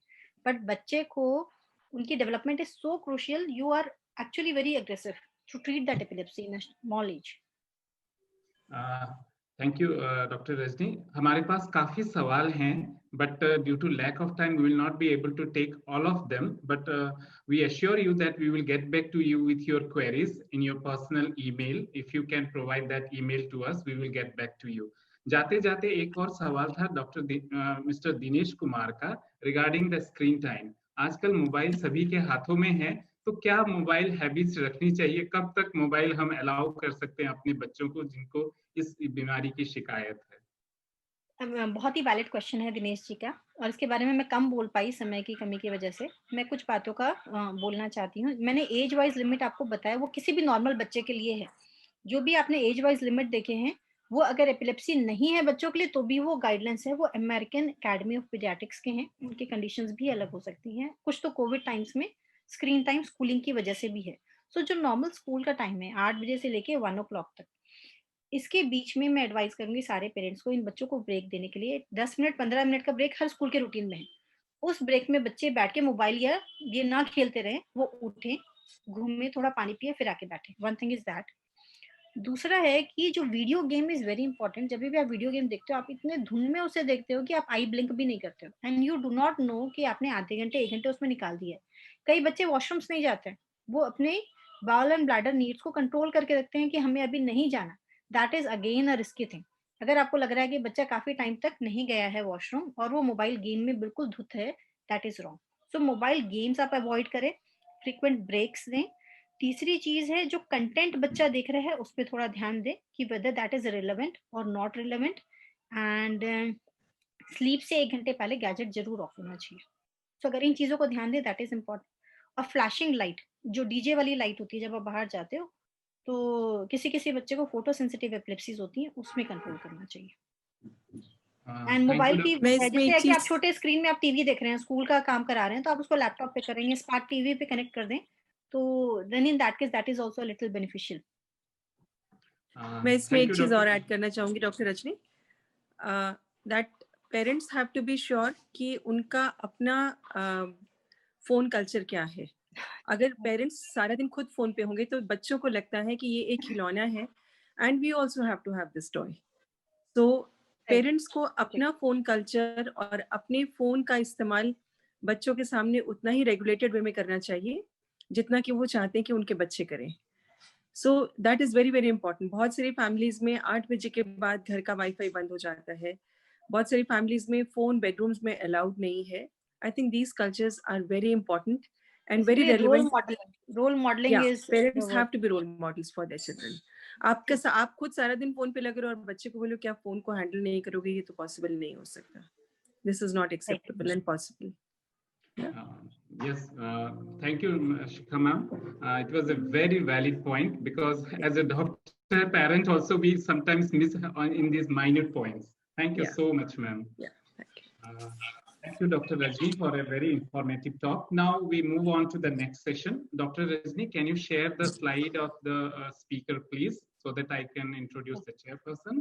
For this session, I would like to invite upon Dr. Rohit Goel and Dr. Rachna Sharma to chair the session. Dr. Rohit Goel is consultant pediatrician at Maharaja Agrasen Hospital. Dr. Rachna Sharma is a senior consultant and in charge of pediatric intensive care at B.L. Kapoor Super Speciality Hospital. Over to the chairpersons, please. Hi. Good morning. I'm Dr. Rohit. I'm presently at Action Balaji Hospital, not at Maharaja Agrasen Hospital. Oh, sorry, sir, for that. Okay. Not an Right. issue. Okay. Yeah. We can carry on with the session. I guess we are already running very late. Yes, yes. Dr. Rajni, can you share the slide of the speaker? Can you see the slide, Dr. Sanjeev? No, I can't. No. Okay, wait. I think I have to share again, share screen. 1 second.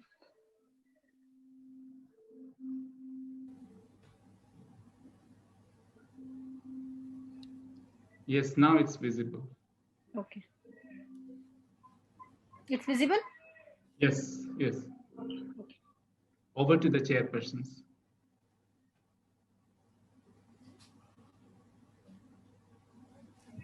Dr. Rohit, can you? Yeah, we'd like to invite Shefali Gul. She's a nutritionist consultant affiliated to Lady Harding Hospital and Kalavati Saran. She has done her MSc in food and nutrition, and she has a special interest in dietary therapies in refractory epilepsy. I guess she must be very helpful to Dr. Rajni. Let's see. Yeah. Dr. Shefali. Dr. Shefali, share your. Are you there? Yeah. Hello. Thank you, sir, for nice introduction. I'm going to share my screen.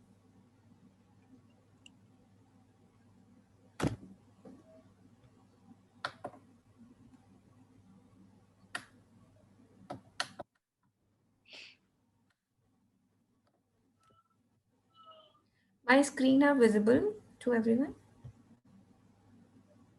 Hello? Yes, you can start. Yeah. So मैं शेफाली गोयल, मैं एक clinical nutritionist हूँ। मैं Kalavati hospital में काम कर रही हूँ पिछले 8 सालों से, एंड मैं डॉक्टर रजनी के भी बहुत सारे पेशेंट्स देखती हूँ जो कि मैं आज पार्टिसिपेंट में देख रही हूँ, जॉइंट अस।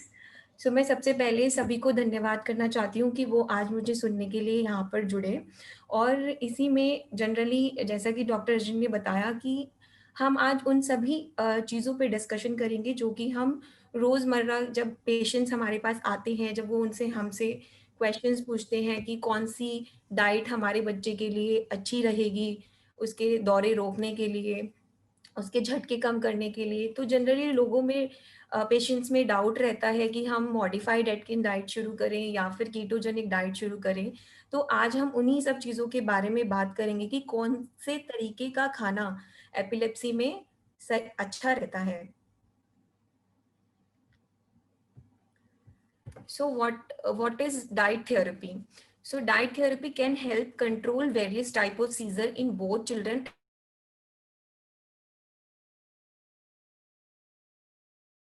करते हैं जब बच्चे पर या तो दवाइयाँ असर करना बंद कर देती हैं या फिर असर करना कम कर देती हैं, या फिर दो या तीन एंटी एपिलेप्टिक ड्रग मतलब दौरे रोकने वाली दवाइयाँ असर करना बंद कर देती हैं, कम कर देती हैं, या 2 से 3 ज़्यादा दवाइयाँ बच्चे पर ट्राई हो चुकी होती हैं, तब हम इस तरीके की डाइट थेरेपी के लिए सोचते हैं कि शायद वो उन पर असर करें। सो ये डाइट थेरेपीज होती कौन सी हैं? सो देर आर यहाँ पर 4 तरीके के डाइट के बारे में हम बात करेंगे जो कि हमने देखा है, जिनका रिजल्ट बहुत अच्छा देखा गया है दौरे कम करने के लिए। सो सबसे पहले first ketogenic diet, second medium chain triglyceride diet which is known as MCT diet, third is modified Atkins diet, fourth is low glycemic index treatment LGIT. So ऐसा नहीं है कि सिर्फ इस तरह की जो डाइट है, जो भी हमने ये 4 डाइट के बारे में बात की है, तो ये डाइट सिर्फ ऐसा नहीं है कि सिर्फ हम एपिलेप्सी में दे सकते हैं। जैसे डॉक्टर जी ने बताया कि it's a one treatment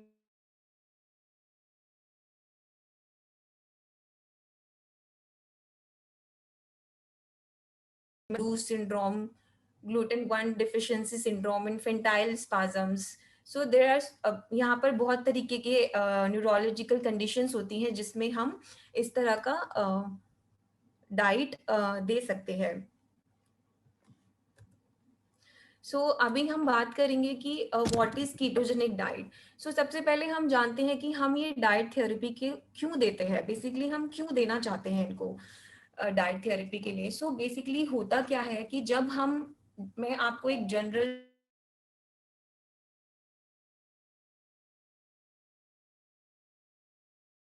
glucose में कन्वर्ट होता है, उसके बाद वो जितना हमारे शरीर में ऊर्जा के लिए आवश्यक होता है और कार्य करने के लिए आवश्यक होता है उतना वो यूटिलाइज हो जाता है, बाकी वो लीवर में जाके स्टोर हो जाता है। तो जब भी हम फास्टिंग करते हैं या फिर कुछ तरह की एक्टिविटी करते हैं, या हमने बहुत लंबे समय से कुछ नहीं खाया होता है, तो उस समय वो जो स्टोर कार्बोहाइड्रेट होता है, मतलब ग्लूकोज होता है, लीवर में से हम यूटिलाइज करते हैं अलग अलग तरीके के कामों को करने के लिए। बट इन एपिलेप्सी होता क्या है कि जो ये ग्लूकोज है बच्चे के बॉडी में प्रॉपर यूटिलाइज्ड नहीं हो पाता है, तो हमें, और मोस्ट इम्पॉर्टेंट कि हमें कीटोसिस चाहिए होता है बच्चों के। सो कीटोसिस क्यों चाहिए होता है? क्योंकि ये कीटोसिस बच्चे के शरीर में जो जिस तरह के उनके झटके आ रहे हैं, तो हमने देखा है कि जब बच्चे के शरीर में कीटोसिस एक प्रक्रिया होती है जो कि सिर्फ हाई फैट देने से ही होती है, तो वो जब प्रोसेस होती है तो उससे देखा गया है कि बच्चों के झटकों में आराम आता है। तो इसीलिए हम इन इन डाइट थेरेपियों की तरफ जाते हैं जब बच्चे पर दवाइयां असर करना। इस कीटोजेनिक डाइट, सो कीटोजेनिक डाइट क्या होता है? इसमें हम high fat low carbohydrate diet and restrictive protein, ketosis and medical condition. It's a medical supervision basically. So इसमें क्या होता है कि हम हाई फैट देते हैं which is 90% of total calories, 10% of carbohydrate plus protein. So we give normal protein, not earlier हमने देखा कि पहले बच्चे को रिस्ट्रिक्टिव प्रोटीन दिया जाता था, जिससे हमने देखा कि बच्चे में ग्रोथ प्रॉब्लम हो सकती है, या फिर अदर प्रोटीन डिफिशिएंसीज हमने देखी है. सो नाउ दीज डेज हम इसको रिस्ट्रिक्टिव ना करके आप इसको नॉर्मल प्रोटीन में भी बच्चे को दे सकते हैं, जिससे हमने देखा है कि ये डाइट बेसिकली लाभदायक सिद्ध हुई है बच्चों के लिए. So it's a high fat, low carbohydrate and restrictive protein diet, जो कि जब हम लो कार्बोहाइड्रेट और हाई फैट देते हैं, तो जिससे हमारे शरीर में कीटोसिस बनता है. अब जो ये हाई फैट हम दे रहे हैं, ये हम इसलिए दे रहे हैं ताकि ये कीटोसिस की प्रक्रिया हमारे शरीर में हो, और जिससे जो कि दौरे कम करने या झटके कम करने के लिए लाभदायक होती है. पर ये डाइट ऐसा नहीं है, क्योंकि जनरली मैं जब मेरे पास पेशेंट आते हैं, मैं देखती हूँ कि वो बोलते हैं कि मैडम मैंने नेट पे पढ़ा है, मैंने उसको देखकर 2-3 महीने उसको दिया है. तो आप हमेशा इसको नेट पे पढ़कर नहीं दे सकते हैं, क्योंकि हर चीज का एक अपना लाभ भी होता है, एक हानिकारक भी हो सकती है. सो हमेशा ये जो डाइट है वो अंडर मेडिकल सुपरविजन ही करें, अपने आप से शुरू ना करें उस डाइट को. तो इस डाइट में क्या होता है, बेसिकली हम रेशोज देते हैं, जैसे 4:1, 3:1, या 2:1, 2.5:1. So what is 2 basically? So जो ये 2 होता है, this is high fat, and what is 1 is combination of carbohydrate and protein. So we give combination of these things and we calculate. इस तरीके से हम 2:1 से हम रेशो कैलकुलेट करते हैं, जिससे हमें पता चलता है कि हमें पूरे दिन में बच्चे को कितना कार्बोहाइड्रेट देना है, कितना प्रोटीन देना है, कितना फैट देना है. तो उसी के अकॉर्डिंग, और इससे पहले ऐसा नहीं है कि बच्चा आपके पास आया, जैसे पेशेंट आप हमारे पास आए और हमने डायरेक्ट आपका डाइट शुरू किया. सो इससे पहले भी बहुत सारी चीजें होती हैं जिससे आपको जानना होता है, कि जैसे ब्लड इन्वेस्टिगेशंस भी जरूरी होते हैं, कि बच्चे में अगर पहले से ही कमी होती है कुछ भी किसी भी तरीके की, तो वो भी अब ऑलरेडी हम लोग इसको लो कार्बोहाइड्रेट दे रहे हैं, तो उससे बच्चे में hello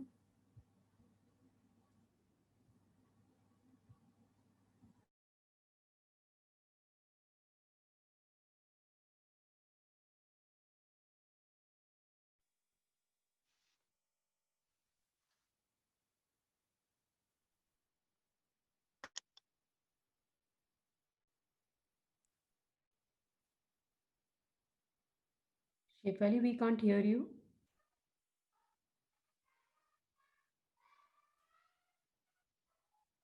Shefali?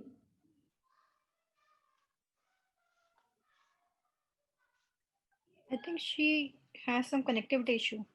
Okay. Try to contact her.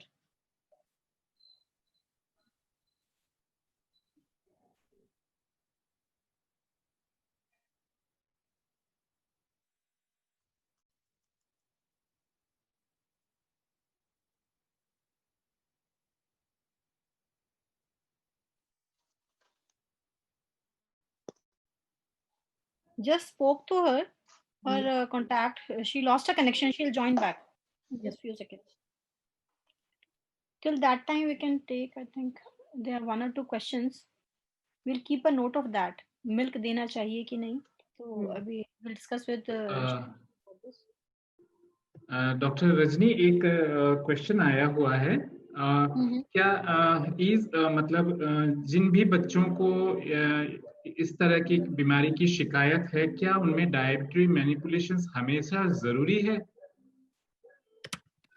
नहीं, बिल्कुल नहीं. जो अगर कंट्रोल्ड एपिलेप्सी है, बच्चा ठीक है, तो हम उन्हें डाइट मॉडिफाई करने के लिए नहीं बोलते. नॉर्मल न्यूट्रिशियस डाइट, जैसे कि बच्चे को फाइबर वाले डाइट देना, कॉन्स्टिपेशन ना होने के लिए, एक हेल्दी डाइट देना, जंक फूड कम करना, ये एक नॉर्मल बच्चे को भी जो हम रेगुलर पीडियाट्रिक्स में इंस्ट्रक्ट करते हैं, वही सारे इंस्ट्रक्शंस हम देते हैं. कुछ specific modification only for epilepsy नहीं करते. जब भी ड्रग रेजिस्टेंट एपिलेप्सी होती है and we want to give a proper diet, जैसे कि कीटोजेनिक या मॉडिफाइड एटकिंस, उस पे हम प्रॉपर काउंसलिंग सेशन लेके ही स्टार्ट करते हैं. Hello.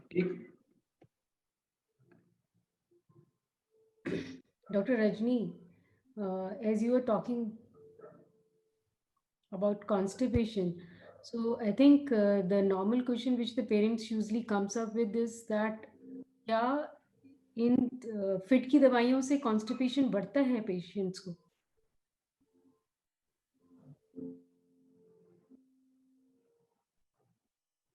I think Dr. Rajni is on the phone. She's trying to contact.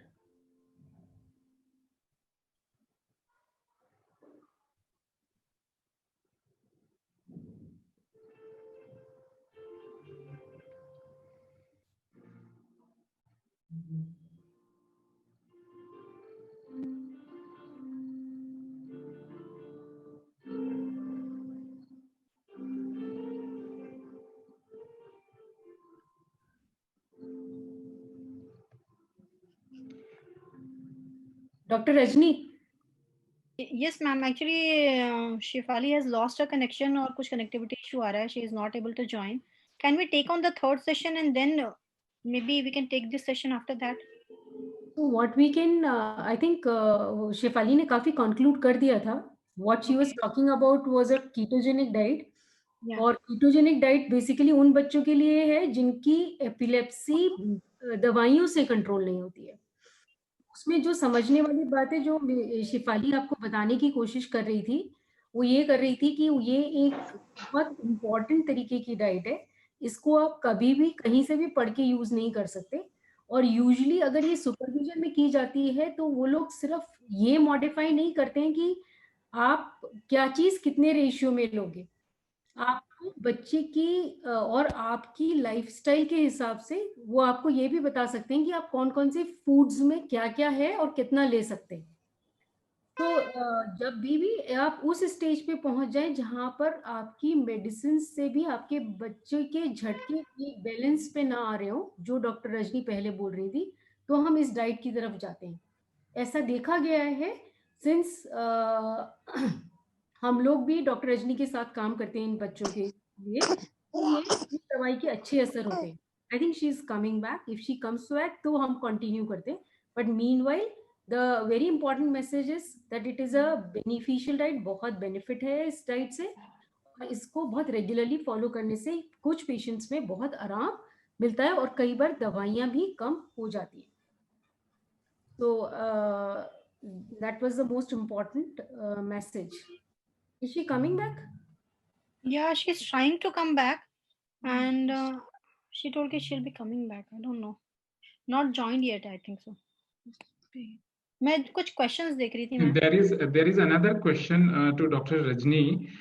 If a child is on ketogenic diet and the keto diet is missed for 2 to 3 days, will it have any harmful effects on the epilepsy? Will it aggravate it further, or we can just relax and then start the keto diet? बहुत अच्छा सवाल है.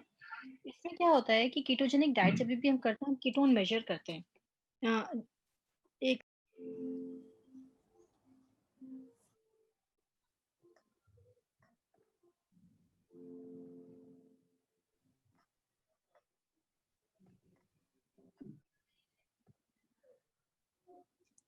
नहीं कोई issue नहीं. हाँ sorry doctor Sanjeev, ये question के बारे में डिस्कस करते हैं. ये क्वेश्चन में ऐसा है कि जब भी कीटोजेनिक डाइट पे बच्चा होता है हम कीटोन्स मेजर करते हैं यूरिन में तो वो 80 प्लस होना चाहिए. अगर आपने 2-3 दिन कीटोजेनिक डाइट नहीं दे पाए हो और आपने यूरिन में चेक किया कीटोन्स पॉजिटिव हैं, उतने लेवल आ रहा है, then it is fine, problem नहीं आती है. बट अगर कीटोन्स सडनली ड्रॉप हो गए, कीटोजेनिक डाइट में ऐसा बोला जाता है अगर आपने शुगर जरा भी दे दी जैसे 1 डोज या 2 डोज तो कीटोन्स खत्म हो जाते हैं. तो ज्यादा प्रोबेबिलिटी है कि कीटोन्स खत्म हो जाएंगे तो आपको फिर से रीस्टार्ट करना पड़ेगा. कीटोन्स खत्म हो गए हैं तो भी आपकी जो रेगुलर मेडिसिन चल रही है वो बंद नहीं होती. तो सडनली कुछ स्टेटस एपिलेप्टिकस जैसा हो जाएगा या लंबे सीजर हो जाएंगे, दौरे हो जाएंगे, ऐसा नहीं होता. बट हाँ सीजर जरूर बढ़ सकते हैं उस टाइम पे. बट वही डॉक्टर से कांटेक्ट करना होगा कि दवाई किस कंडीशन में, डाइट किस कंडीशन में और क्यों बंद की गई है. Thank you. Shefali is not able to join. कुछ क्वेश्चंस अगर मैं ले सकती हूँ तो अभी लेंगे, नहीं तो otherwise Shefali will join back last session के बाद ले लेंगे. एक बहुत अच्छा सवाल है गुरमीत सिंह जी का. उनका सवाल ये है कि एक बार अगर कीटो डाइट स्टार्ट करने के बाद क्या बच्चा वापस नॉर्मल डाइट पे आ सकता है? हाँ जी, बिल्कुल आ सकता है। तो कीटोजेनिक डाइट जब भी हम स्टार्ट करते हैं, कोई हार्ड एंड फास्ट नहीं है कि हम नॉर्मल नहीं दे सकते। एक डाइट होती है, स्ट्रिंजेंट होती है, मॉनिटरिंग से दी जाती है। किसी भी डाइट को असर करने के 2 से 3 महीने पक्के चाहिए होते हैं। तो आपने अगर दवाई दी, 3 महीने दी और उसका फ़ायदा नहीं लगता है तो आप बंद कर सकते हैं। मेडिकली हम उन्हें बंद करने के इन केस आपने 1 महीने दी और बच्चा टॉलरेट नहीं कर रहा है, वॉमिटिंग कर रहा है, अल्सर नहीं आ रहा है, तो हम पहले से बंद कर सकते हैं। जब भी बंद करेंगे नॉर्मल डाइट पे शिफ्ट कर सकते हैं। Mr. Mirza, can we mute everybody? Yes, ma'am. All the participants. Dr. Rajni, Yes, ma'am. there is one question which has been flashing again and again. I think Dr. Sanjeev was trying to ask in between, and I think it is a very important question, is that what is the relation, क्या relation है इन दवाइयों का constipation के साथ? हाँ, मैं भी वही देखी थी मैम, चैट बॉक्स में काफी क्वेरीज हैं। सो गुड पॉइंट जो सारे पेरेंट्स ने उनको रेज किया, वेरी नाइस। कॉन्स्टिपेशन का 2 तरीके से बात करते हैं। वन थिंग इज क्या दवाइयाँ या एपिलेप्सी कॉन्स्टिपेशन करती हैं, one question. Second question is क्या कॉन्स्टिपेशन किसी बच्चे को है तो एपिलेप्सी बिगड़ जाती है। 2 तरीके से क्वेश्चन आ रहे हैं। अगर किसी बच्चे को कॉन्स्टिपेशन, एक बात मैं बता दूं, अगर किसी को कॉन्स्टिपेशन है, कई बच्चों को जैसे ब्रेन में कुछ डैमेज है या वह सेरेब्रल पाल्सी की तरह हैं, तो उन्हें कॉन्स्टिपेशन के इश्यूज ज़्यादा होते हैं। डेवलपमेंटल डिले है, फीडिंग के इशू हैं, आपके यहाँ पे ओरोफैरिंजियल डिस्फंक्शन है, उन बच्चों को भी कॉन्स्टिपेशन होता है क्योंकि आप फीडिंग में प्रॉपर डाइट नहीं दे पा रहे हैं, फ्लूइड नहीं दे पा रहे हैं। तो कई बार ये बच्चों को बहुत जोर लगाना पड़ता है, इतना पेन भी होता है कि ब्लीडिंग हो सकती है। इन दैट कंडीशन 2 ऑप्शंस है। वन थिंग इज कि हम उनको रेगुलर ऐसी थेरेपी पे रखें जिससे उनका स्टूल सॉफ्ट हो जाए और वो इजीली पास कर सकें, जो कि थेरेपी 2 महीने या 3 महीने लगातार देनी होती है। कई पेरेंट्स को हम एडवाइस कर देते हैं कि सपोजिटरी करके आती है ग्लिसरीन की, वो आप 2 दिन 3 दिन के इंटरवल पे आप दे सकते हैं। सो बेसिकली कॉन्स्टिपेशन को मैनेजमेंट जरूर करना चाहिए। क्या वह इम्प्रूव हो जाएगा विद टाइम? यस, ऐसा है कि अगर बच्चा बढ़ रहा है, चीजें बेटर हो रही है, डाइट प्रॉपर हो रही है, तो कुछ टाइम के बाद कॉन्स्टिपेशन इम्प्रूव होना चाहिए, ये एक्सपेक्टेशन है। अगर हम दूसरी तरीके से सवाल लें तो क्या एपिलेप्सी की वजह से कॉन्स्टिपेशन होता है? जनरली एपिलेप्सी या उसके ड्रग्स की वजह से कॉन्स्टिपेशन नहीं होता। बच्चे की जो प्राइमरी न्यूरोलॉजिकल कंडीशन है उससे कॉन्स्टिपेशन रिलेटेड होता है, उसका गट का जो मोटिलिटी है एंड ऑल दैट। अगर बच्चे को कंट्रोल्ड एपिलेप्सी है, बच्चे का नॉर्मल अदरवाइज अगर स्टूल पैटर्न ठीक था, एपिलेप्सी होने के बाद में वो बिगड़ जाएगा, ऐसा नहीं होता। This is not like that. Normal बच्चों को भी कॉन्स्टिपेशन होते हैं जो एपिलेप्सी जिनको नहीं है। So we should treat that way. अगर एपिलेप्सी कंट्रोल्ड है तो ड्रग्स नहीं सोच के हमें ये सोचना चाहिए कि इस बच्चे को एक नॉर्मल बच्चे की तरह कॉन्स्टिपेशन है और उसके लिए हमें जो करना चाहिए वो ट्राई करना चाहिए, बेसिकली डाइट या मेडिसिन या एक्सपर्ट कंसल्ट। तो ये तीनों चीजें हम ले सकते हैं।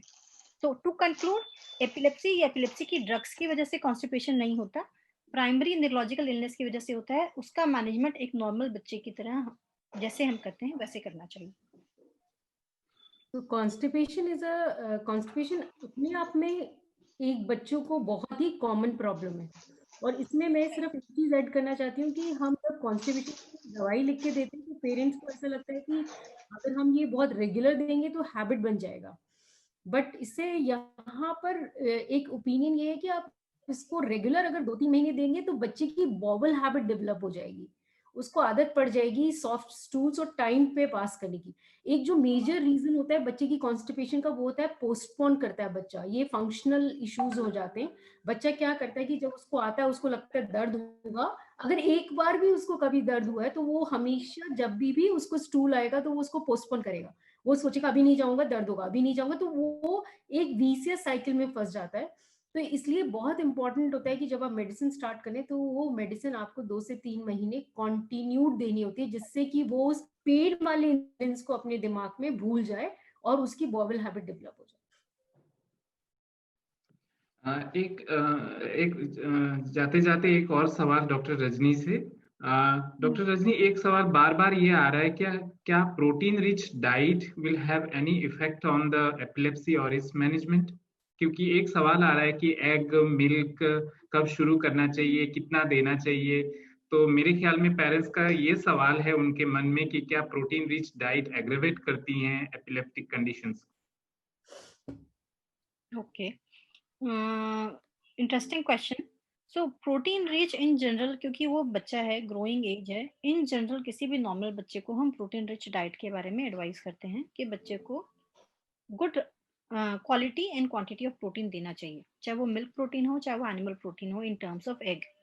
अगर हम एपिलेप्सी से प्रोटीन को जोड़ें तो कोई स्पेसिफिक रिश्ता नहीं है। अगर हम जैसे डाइट प्लान करें, कीटो डाइट दे रहे हैं, उसमें हमें प्रोटीन की मात्रा लिमिट करनी होती है, फैट बढ़ाना होता है। तो स्पेसिफिक डाइट की अगर नहीं बात करें तो प्रोटीन और एपिलेप्सी का कनेक्शन नहीं है। Normal child's growth needs a particular kind of protein, particular dosage of protein, वही हम एडवाइस करते हैं। No special connection. किसी को हम ज्यादा प्रोटीन रिच डाइट दें तो उसकी एपिलेप्सी कम हो जाएगी या दवाई की रिक्वायरमेंट कम हो जाएगी, ऐसा नहीं होता। या वो एग्रेवेट भी नहीं करती, ऐसा नहीं है कि वो एग्रेवेट करेंगी। बट हाँ, अगर जैसे प्रोटीन पाउडर है, उस एज में अगर बच्चे को रिक्वायर्ड नहीं है उतना प्रोटीन, तो जैसे एक नॉर्मल बच्चे को इफेक्ट कर सकती है वैसे करेगी। बेसिकली एपिलेप्सी से we do not relate protein in isolation. All these points are well taken, Dr. Rajni. क्या हम आगे बढ़ सकते हैं जब तक शिफाली मैम ज्वाइन ना करें? Can we move? I guess उनका मैसेज आया, वो ज्वाइन नहीं कर पा रहे हैं। डॉक्टर राहुल, डॉक्टर रोहित भी वही बता रहे हैं कि कि नेक्स्ट सेशन पे चलते हैं। और बेसिक कैरी ऑन मैसेज यही है कि नॉर्मल बच्चों की डाइटरी मैनेजमेंट ठीक रहनी चाहिए, न्यूट्रिशन अच्छा रहना चाहिए, एचबी मेंटेन करके रखें।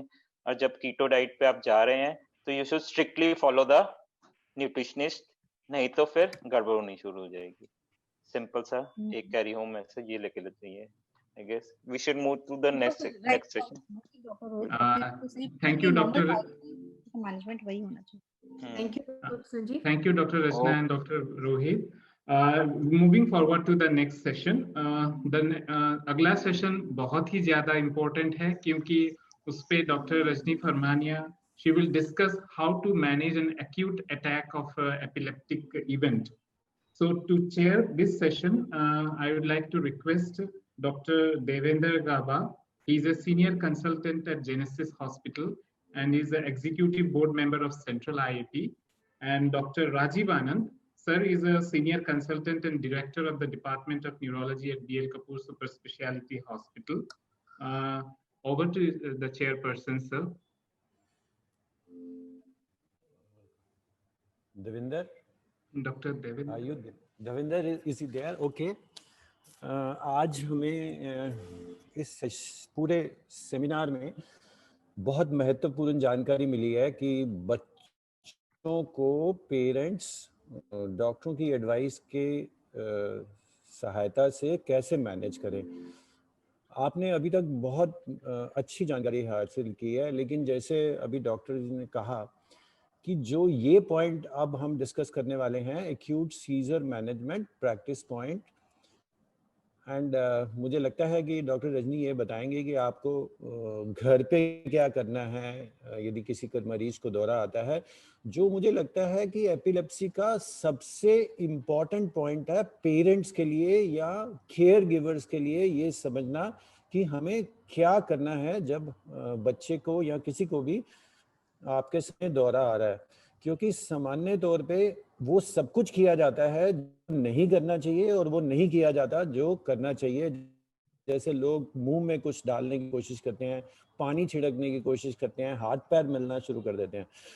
तो बिना कुछ ज़्यादा और बोले हुए डॉक्टर रजनी से मैं कहूँगा कि वो इसके बारे में प्रैक्टिकल जानकारी दें, जैसा उन्होंने अपने पहले लेक्चर्स में और डाइट के बारे में आपको एडवाइस करते हुए दिया है। डॉक्टर रजनी बहुत ही एंथुसियास्टिक और मेहनती पीडियाट्रिक न्यूरोलॉजिस्ट हैं और वो अपने हर बच्चे को जिसको वो ट्रीट करती हैं उसको पूरा जी जान से कब खुद उसकी सारी इन्वेस्टिगेशन को फॉलो और रिव्यू करती हैं और ट्रीटमेंट को स्टैंडर्डाइज करती हैं, और यदि ज़रूरत हो तो हम आपस में डिस्कस करके और भी अच्छे निर्णय लेने की कोशिश करते हैं। Over to doctor Rajni. Thank you, sir, for such nice words. It's a blessing to have you as a senior mentor. So बहुत अच्छा है सर ने. Thank you for his words. Dr. Gaba is also here, I think so. Dr. Devendra, sir. Hello, Dr. Sanjeev. Dr. Gaba is here.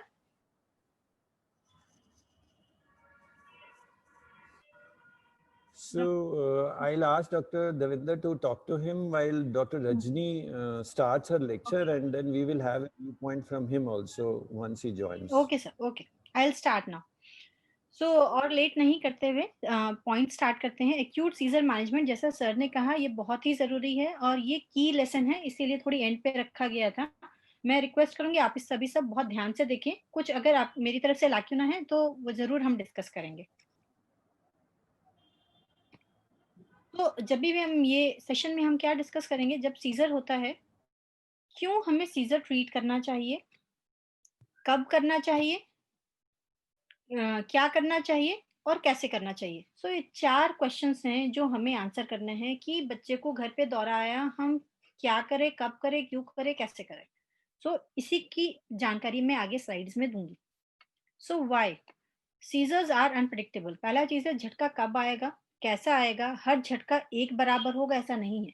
झटके का type प्राय समान होता है। अगर किसी को जनरलाइज सीजर है, अगले झटका भी जनरलाइज होता है, लेकिन पहला झटका 1 मिनट का, दूसरा झटका 5 मिनट, तीसरा झटका 15 मिनट भी हो सकता है।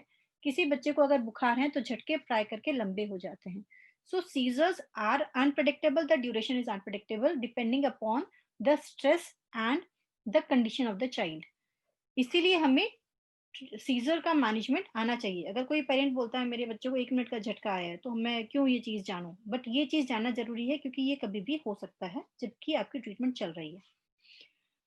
कोई एक पर्टिकुलर झटका लंबा हो सकता है, जैसे हमने बताया। दूसरा है कि अगर इमरजेंसी सर्विसेज सबके पास रेडिली अवेलेबल नहीं होती है।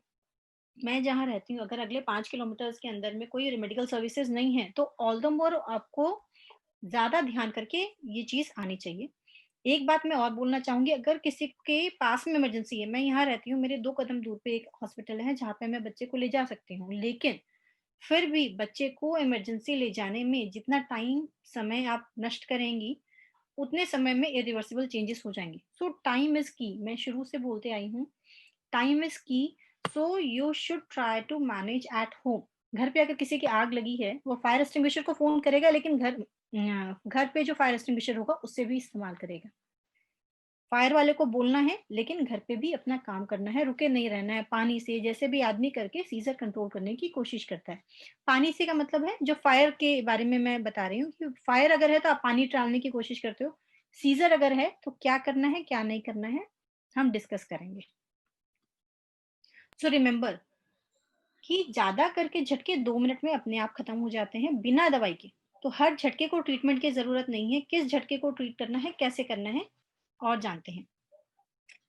ये एक छोटा सा डायग्राम है जिसमें T1 है, T2 है। जनरलाइज सीजर जिसमें बच्चा बेहोश हो जाता है, जनरलाइज सनी है, हाथ पांव अकड़ जाते हैं, उस कंडीशन में 5 minute is the key factor. T1 का मतलब है इतने टाइम पे दवाई स्टार्ट हो जानी चाहिए। अगर किसी बच्चे को 5 मिनट का झटका चल गया है तो आपको उसको रोकना है। आपने दवाई तब देनी है जब उसके झटके अप्रोक्सीमेटली 5 मिनट से ऊपर हो रहे हैं, बेसिकली प्रोलॉन्ग हो रहे हैं। अगर लंबे झटके हो रहे हैं, किसी को झटके अगर 2 मिनट 3 मिनट में रुके हैं, आपको कुछ नहीं करना है। टारगेट ये बोला जाता है कि अगर 3 मिनट से ऊपर का झटका हो गया तो आप अपना प्रिपरेशन स्टार्ट कर दें और झटके की दवाई देना चालू कर दें। T2 है सीजर शुड स्टॉप। इसका मतलब कि 5 मिनट से 30 मिनट के समय में ये डॉक्टर का टाइम है कि झटके रुक जाएं। रिसर्च में ऐसा देखा गया है, किसी बच्चे को अगर हमने झटके विद इन 30 मिनट नहीं रोके तो उन बच्चों को आगे जाके दिमागी संतुलन बिगड़ना, परमानेंट न्यूरोलॉजिकल डैमेज होना काफी कॉमन है। So basically seizure should stop within that time. T1 पे सीजर स्टार्ट होना चाहिए, T2 पे खत्म होना चाहिए। और एक बात रिसर्च ये बताती है, जिस बच्चे का झटका हमने जल्दी नहीं रोका उसके झटके रुकेंगे नहीं। उसके बाद डॉक्टर को भी काफी मुश्किल आती है, 2 दवाई 3 दवाई भी दे दी तो भी झटके नहीं रुके, अल्टीमेटली बच्चा वेंटिलेटर पे आ जाता है। सो ट्रीटमेंट लंबे झटके अगर हैं 2 मिनट 3 मिनट होगा, you should be ready with your gadgets, start your seizure management and try to stop it at home before you bring to emergency. तो एटलीस्ट घर पे सीजर रोकने की कोशिश करनी है। ये जनरलाइज सीजर की बात हुई। फोकल और एब्सेंस जो इन पर्टिकुलर बच्चों को होते हैं उसमें बेहोशी नहीं होती, तो ये माइल्ड काइंड ऑफ सीजर माने जाते हैं। इसमें हम 10 मिनट का समय और 15 मिनट का समय ले सकते हैं। ये बहुत रेयर कंडीशन है कि किसी को 10 मिनट तक होते रहे, तो प्राय करके इन झटकों में जिसमें बच्चे बेहोश नहीं होते हम रुक सकते हैं। अब हमें ये जानना है कि हमें क्या करना चाहिए, और ज्यादा करके ज्यादा इंपॉर्टेंट है हमें क्या नहीं करना चाहिए। आगे देखते हैं। स्टे काम सबसे ज्यादा जरूरी है, अपना दिमागी संतुलन बना के रखें। एक चीज मैं पर्सनली शेयर करती हूँ, जब भी पेरेंट्स आते हैं अपने सीजर की वीडियो दिखाते हैं बच्चे की, उसमें मैं बहुत चीजें देख रही होती हूँ कि घर पे बिल्कुल हड़कंप मचा हुआ है। मम्मी परेशान, पापा परेशान, दादा दादी, everybody is just crying and having a very क्या बोलते हैं सिचुएशन, टेंशन वाला सिचुएशन होता है। I can understand, it is totally A situation कि जब सब परेशान होते हैं, लेकिन अपना संतुलन और अपना कूल बना के रखना बहुत जरूरी होता है ताकि आप बच्चे को हैंडल कर पाए। पहला चीज स्टे काम। दूसरा चीज, कोई भी हार्मफुल ऑब्जेक्ट है, जैसे यहाँ पे डायग्राम में कोई चेयर है आपके पास में, कोई नुकीली चीज है, वो सब हटाएं ताकि बच्चा सेफ रहे। कुशन द हेड, बच्चा को अगर चोट, जैसे गिरा हुआ है बच्चा, लेटा हुआ है बेड पे, अगर नहीं है जमीन पे है, एक तकिया लें और उसके सर के नीचे रखें ताकि उसके सर पे चोट ना लगे, बिकॉज सर का मूवमेंट होगा तो सर पे इंजरी। कोई अगर टाइट कपड़े बच्चे ने पहने, कॉलर वाली शर्ट है, बटन है, उसे खोल दें, हाथ के कफ्स खोल दें। पैंट अगर टाइट है, पैंट लूज कर दें, कपड़े ढीले करें। तीसरा है टाइम देखें, घड़ी पे। हर टाइम पॉसिबल नहीं होता है, बट अगर पॉसिबल है तो आप घड़ी पे टाइम नोट करें कि इतने बजे से चालू हुआ, और जब खत्म होगा फिर एक बार नोट करें। यह एक चीज है जो कि बहुत ज्यादा अगर आप शांत रहते हैं तो कर पाते हैं, पहले दूसरे इवेंट में पेरेंट्स यूजुअली नहीं कर पाते हैं। बट ये काफी इंपॉर्टेंट इन्फॉर्मेशन होगी आपके लिए कि अब झटका काफी लंबा चल गया है और हमें दवाई देनी चाहिए। रोल टू रिकवरी पोजीशन, मैं रिकवरी पोजीशन की बातें बताऊंगी इसे नेक्स्ट स्लाइड में। आपको ये जानना है कि बच्चे को जब भी झटका आता है, चीजें रिमूव करी और फिर उसके बाद में उसको एक साइड वाले करवट पोजीशन पे लाना है। क्यों लाना है? क्योंकि बच्चे के काफी सिक्रीशंस आ रहे होते हैं नाक से, मुंह से। बच्चे के ये सिक्रीशंस जब भी कि बच्चा अपने होश में नहीं है, सारे के सारे उसके लंग्स में जाके उसके फेफड़ों में इंफेक्शन करती है। तो हमें जब ये इवेंट हो जाता है स्टेटस एपिलेप्टिकस का या लंबे झटके का, उसके बाद का जो निमोनिया है, जिसको एस्पिरेशन निमोनिया बोलते हैं, उसे मैनेज करने में काफी डिफिकल्टी आती है। सीजर कंट्रोल हो गए, लेकिन जो छाती का निमोनिया, उसके लिए कई बार बच्चा वेंटिलेट हो जाता है, तो चीजें काफी कॉम्प्लिकेट हो जाती है। So in that condition this rolling to recovery is actually life saving, अगर ढंग से किया गया है, बहुत इंपॉर्टेंट है। वाइप ऑफ सिक्रीशंस, कपड़े से नाक में, मुंह के जो भी सिक्रीशंस आ रहे हैं उसको धीरे धीरे आप हटाते जाएं। अगर किसी बच्चे की टंग फंस गई, आपको लग रहा है कि ब्लड आ रहा है, टंग को आप हल्का सा अंदर कर सकती हैं, अपनी उंगली बीच में दांत के नहीं लगा के रखें, टंग को अंदर कर दें ताकि उसको इंजरी ना हो। वीडियो रिकॉर्ड करना चाहिए, जैसे ही बच्चे का झटका स्टार्ट हो वीडियो रिकॉर्ड करें, प्रॉपर लाइट में करें। उसकी आंखें, फेस, गर्दन, बॉडी, हाथ पांव, सारा कुछ स्क्रीन में आना चाहिए। कई बार मैं देखती हूँ सिर्फ फेस आया है, रात में अगर झटके हुए हैं, अंधेरे में कुछ समझ में नहीं आ रहा है। So video recording has a very important role, जिसको प्रॉपर लाइट में करना चाहिए, प्रॉपर तरीके से करना चाहिए, और पूरी बॉडी को करना, पूरी बॉडी का पार्ट आना चाहिए, क्योंकि वो डॉक्टर के लिए इंफॉर्मेशन बहुत जरूरी हो जाती है कि पूरी बॉडी में क्या हो रहा है। Last is midazolam nasal spray. सब पेरेंट्स को जब ओपीडी में जरूरत होती है, जैसे डॉक्टर आपको एडवाइस करता है, ये स्प्रे आप इमरजेंसी के लिए रख लें। पेरेंट्स बहुत खुश होकर उसको खरीद के रख लेते हैं, लेकिन उसे कैसे यूज करना है और कब यूज करना है इज वेरी वेरी इंपॉर्टेंट। तो इस बारे में आप लोग जानिए, और उसको एक्चुअली करेक्ट ढंग से इस्तेमाल करेंगे तो ये लाइफ सेविंग होता है। डोंट्स, हमें क्या नहीं करना है? पैनिक नहीं करना है, टेंशन नहीं लेनी है, बहुत काम तरीके से संयम रख के चीजों को हैंडल करना है। उसके आसपास की जो चीजें हैं, जैसे हाथ हिल रहा है, उसका हाथ हिल रहे हैं, मूवमेंट से, पाँव के मूवमेंट से उसको जबरदस्ती रोकने की कोशिश ना करें, क्योंकि वो हिलेंगे। आसपास की चीजों को हटाएं रादर देन उसके हाथ को रोकना। मुंह में कोई चीज नहीं डालनी, चम्मच नहीं डालना। उसकी टंग को आप अंदर करके छोड़ दीजिए, एक बार टंग अंदर हो गई, दांत के बीच में नहीं है, तो वो नहीं कटेगी।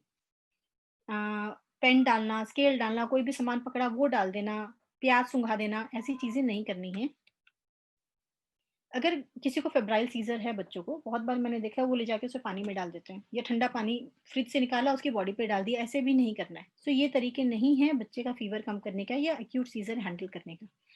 आपको शांत तरीके से बच्चे को सेफ रखते हुए वो चीजों को होते रहने देना। अगर सीजर हो रहे हैं तो वो होंगे till it is 2 minutes old, या तो वो अपने आप 2 मिनट तक रुक जाएंगे। अगर नहीं रुक रहे हैं, you get ready with your midazolam gadget. Recovery position के बारे में बात करते हैं, 4 स्टेप्स हैं इसके। First thing is head backward. अगर हमने हेड बैकवर्ड किया है तो हमारे एयरवे, जो नेक के अंदर एयरवे है, मतलब हवा की जो गति वाला एयरवे जिसको ट्रैकिया बोलते हैं, उसको आपने क्लियर किया। अगर गर्दन ऐसे लेंगे तो सांस लेने में ज्यादा दिक्कत है, आप खुद करके देखिए, ऐसे करेंगे तो सांस ज्यादा आसानी से आएगी। So first thing is that.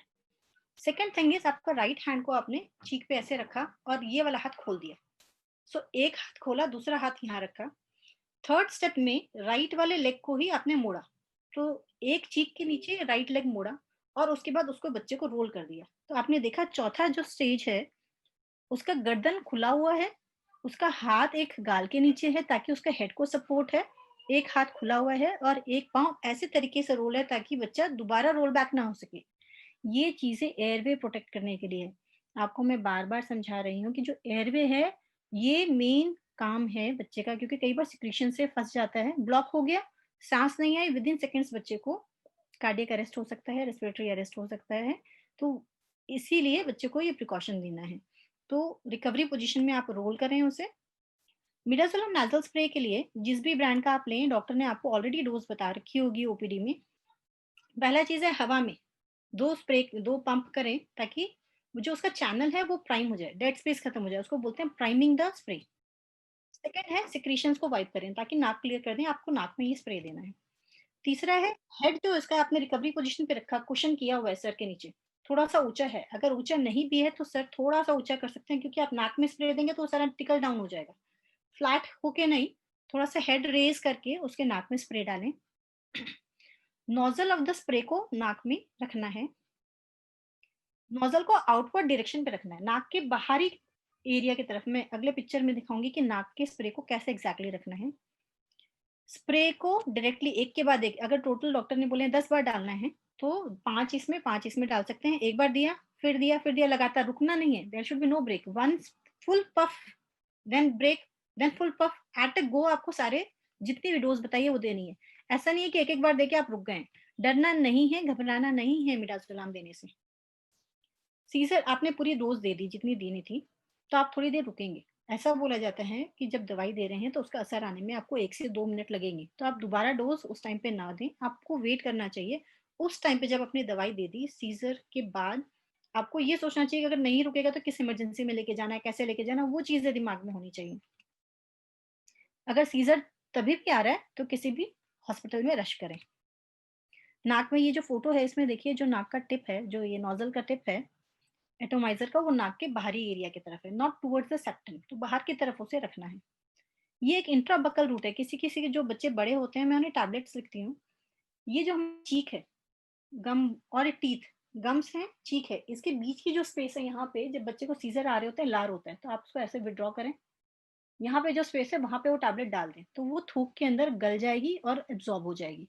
So proper तरीके से डालना है, मुंह के अंदर, जीभ के अंदर नहीं डालना है।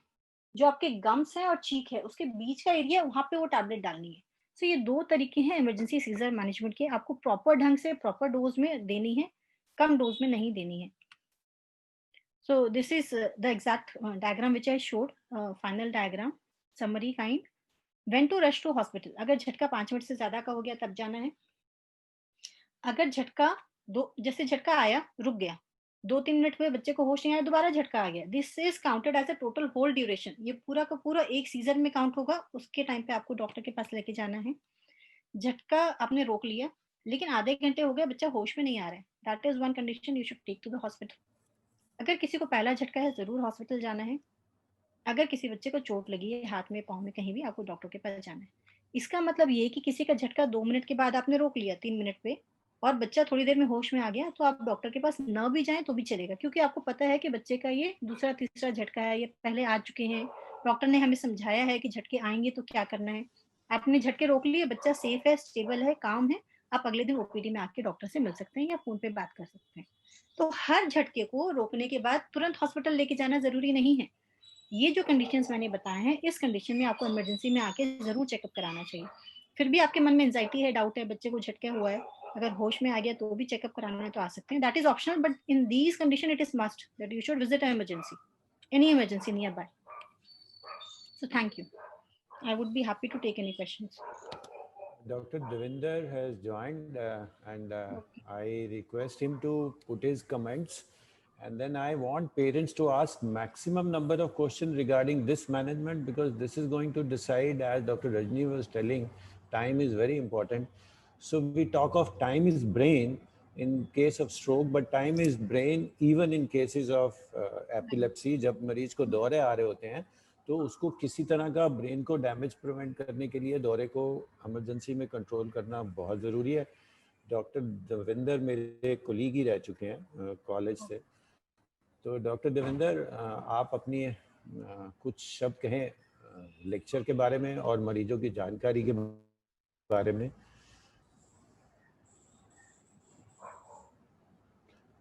आपका सुनाई नहीं दे रहा Devendra.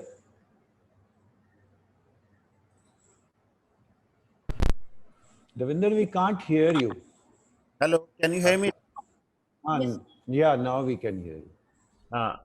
Dr. Rajani, you have very nicely explained the precautions to be taken when there is acute seizure episode at home.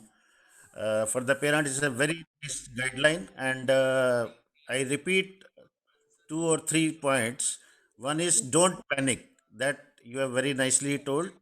Second is timing of seizure. Timing of seizure to start the maybe stopwatch or anything. You start, and 5 minutes is the very good limit. And when to take the baby to the hospital, and when to act by intranasal midacid. And you have very nicely told. And over to Dr. Rajiv Anand, sir. Thank you. Thank you. मुझे लगता है कि सारी जानकारी दी गई है, लेकिन क्योंकि ये जानकारी बहुत इंपॉर्टेंट है तो कुछ चीजें मैं भी डॉक्टर रजनी ने बताया उसके बावजूद रिपीट करूंगा। इमरजेंसी मैनेजमेंट अक्सर, और एग्जांपल देता हूं कि जैसे बिजली की तार में यदि स्पार्किंग हो रही है तो आप बिजली की तार को नहीं छूते, वो मेन से बंद की जाती है। इसी तरह मैंने बहुत बारी एक्सीडेंट होते हुए देखे हैं जहां बच्चे को दौरा आ रहा था और पावरफुल अटेंडेंट ने उसके दौरे को रोकने के लिए उसको पकड़ लिया, और जैसे ही बच्चे को पकड़ा दोनों बाजू से पकड़ लिया और उसकी ह्यूमरस बोन टूट गई। सो आप दौरा एक बहुत पावरफुल कन्वल्सिव मूवमेंट होती है। डॉक्टर रजनी ने बोला है कि आप बच्चे को रेस्ट्रेन मत करिए, बच्चे के आसपास उन चीजों को हटा दीजिए जिनसे बच्चे को चोट लग सकती है। सो इस पॉइंट का ध्यान रखिए। और एक और जानकारी आपको दी गई है कि आप बच्चे को कुछ मुंह में डालने की कोशिश मत करिए। अक्सर लोग मुंह में उंगली, चम्मच या कुछ डालते हैं। बहुत रेयर केसेस में यदि आपका बच्चा बड़ा है और उसको पता लग जाता है कि उसको दौरा आने वाला है, तब भी वो एक बड़ा टॉवल रोल करके अपने मुंह में डाल सकते हैं जिससे कि एस्पिरेट ना हो। यदि आप कोई छोटी चीज या छोटा कपड़ा डालेंगे तो उससे बच्चे को चोकिंग होने का ध्यान है। ये एक इमरजेंसी है, जिस इमरजेंसी की मैनेजमेंट यदि अच्छी तरह से होगी तो बच्चे को डैमेज नहीं होगा। सबसे ज्यादा ऐसी इमरजेंसी में हम बच्चे को ऑक्सीजन की कमी ना हो उसका ध्यान देते हैं।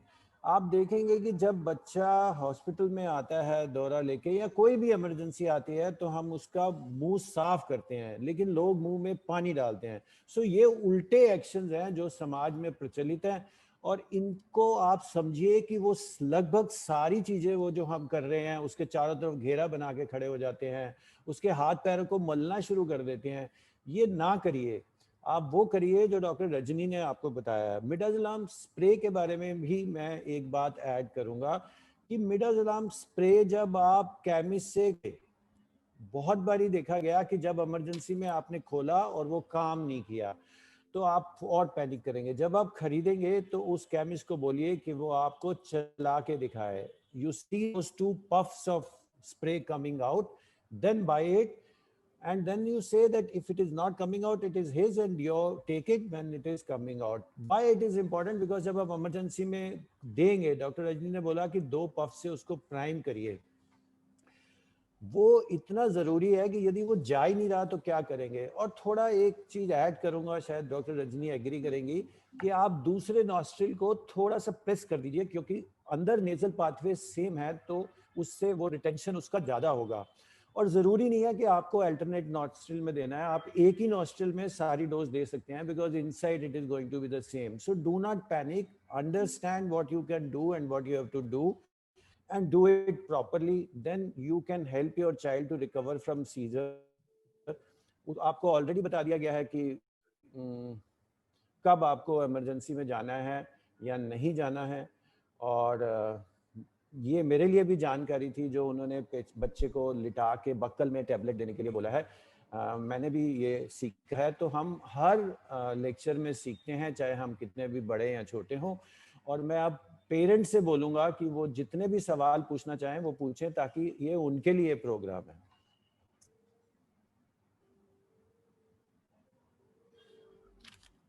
Over to Sanjeev. Thank you, sir. May I take some questions from the parents, Dr. Rajni? Dr. Rajni, unmute yourself. हाँ doctor Sanjeev, we can take some questions and मैं राजीव से एग्री करूंगी कि नाक एक क्लोज करके आप स्प्रे दे सकते हैं, एंड जब दूसरी नाक पे दे तो ये क्लोज कर सकते हैं। और एक बात, अगर किसी की नाक बंद है, जुकाम है, बच्चे को एक नाक ब्लॉक है, तो एक ही नॉस्ट्रल में सारी दवाई दे, वरना नाक ब्लॉक है तो वो ऊपर जाएगी ही नहीं मेडिसिन।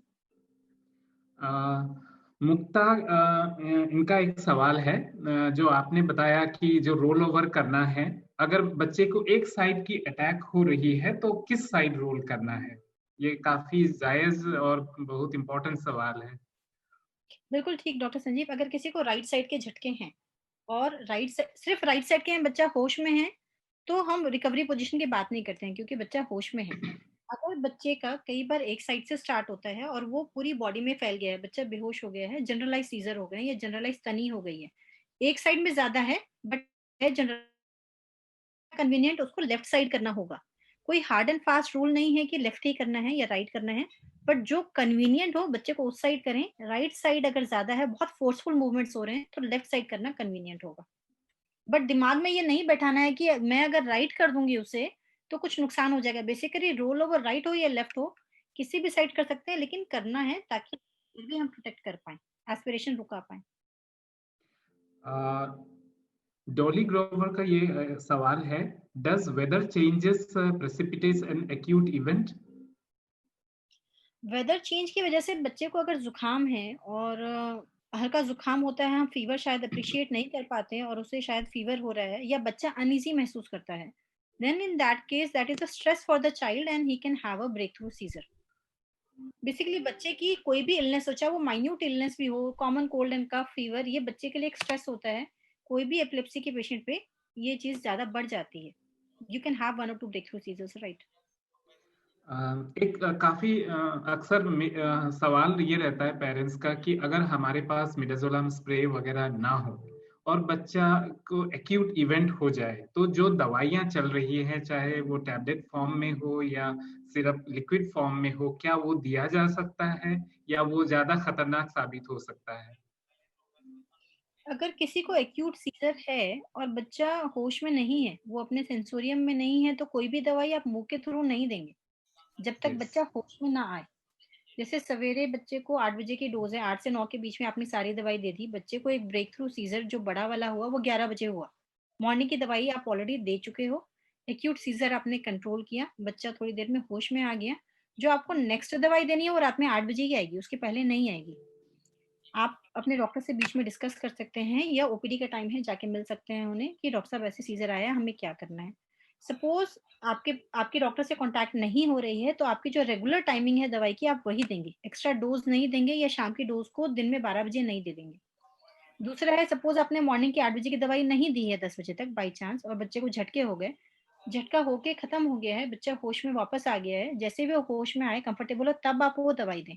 उसको उस बेहोशी गफलत की हालत में आपको मुंह में दवाई नहीं देनी, जो आपको बताया गया है। जैसे कोई दवाई दी गई है कि सीजर कंट्रोल करने के लिए देना है तभी, या नाजल स्प्रे। एक्यूट कंडीशन में सिर्फ एक्यूट कंडीशन रोकना है, रेगुलर थेरेपी की बात हम होश में आने की बात करते हैं। एक और सवाल है डॉली ग्रोवर का, जहां तक मैं इसको इन्फर कर रहा हूँ, इंटरप्रेट कर रहा हूँ, उनका सवाल शायद ये है कि अब सर्दियों के दिनों में नेजल ब्लॉक काफी कॉमन है। ऐसे केसेस में अगर हमें नेजल स्प्रे की जरूरत पड़ जाए तो हम कैसे इस चीज को बेहतर रूप से इस्तेमाल कर सकते हैं?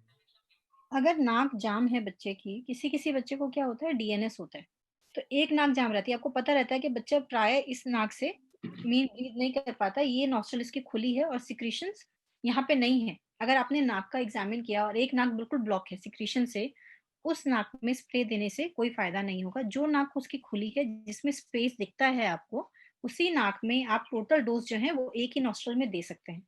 नॉस्ट्रल अगर 10 बार देना है, आपने एक में 8 दिया, दूसरे में 2 दिया, तो भी कोई नुकसान नहीं होगा। लेकिन कहने का मतलब ये है कि वो दवाई बच्चे को लगनी चाहिए, तो जो नाक ब्लॉक है उस साइड में ना दें। अगर कुछ सिक्रेशन से आपने साफ कर दिया है, नाजल ओपन हो गया, तो आप दे सकते हैं। 5-5 के बजाय 8-2, 7-3 ऐसे भी कर सकते हैं, और एक नाक में भी दे सकते हैं।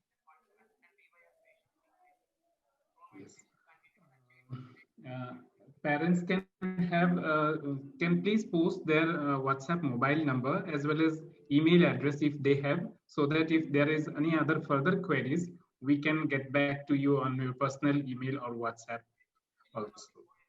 So, Dr. Rajni, it was a very nice session, and it thanks to all the efforts were done by you to bring all the parents together. I also thank all the chairpersons to take out their time and able to join this virtual meet, because this type of parent doctors meet are more important than the actual therapy, because the clearing the questions, their queries, their anxieties is more important for managing this the babies with such disorder, because it's not a one-time treatment. It requires long-term follow-up, both in terms of therapy as well as for the development of the child. I thank Dr. Rajni, because kudos to all of your effort that this has been made possible in such a short duration of notice also. So any further words from Dr. Rajni? Thanks a lot, everybody. I would like to thank all the parents who have taken time and who have sat together and have confidence in me that I can explain anything. Basically, समय, अपना समय देना और doctor पे विश्वास रखना, ये दो चीज बहुत इंपॉर्टेंट है। और जितना हम ज्यादा डिस्कस करेंगे और काउंसल करेंगे और अवेयर करेंगे पेरेंट्स को एपिलेप्सी का कंट्रोल, उतना अच्छा होगा। सिर्फ मेडिसिन काम नहीं करती, जो छोटी छोटी चीजें हैं जो बताते हैं, जो एहतियात है, कुछ चीजें मैं आपसे सीखती हूँ आपके सवालों के थ्रू, कुछ चीजें मैं आपको बताती हूँ, उस चीजों से एपिलेप्सी का मैनेजमेंट और बेटर होता है और आप लोगों की क्वालिटी ऑफ लाइफ और बेटर होती है। इस कंडीशन को कोप अप करने की शक्ति आती है। तो I would thank all the parents and to join the session. Thank you, Dr. Rajni. I think I must thank you for the nice session. Thank you. Thank you. Thank you so much. Thank you, sir. Thank you, sir. Thank you for sharing your time. I'm really grateful. Thank you.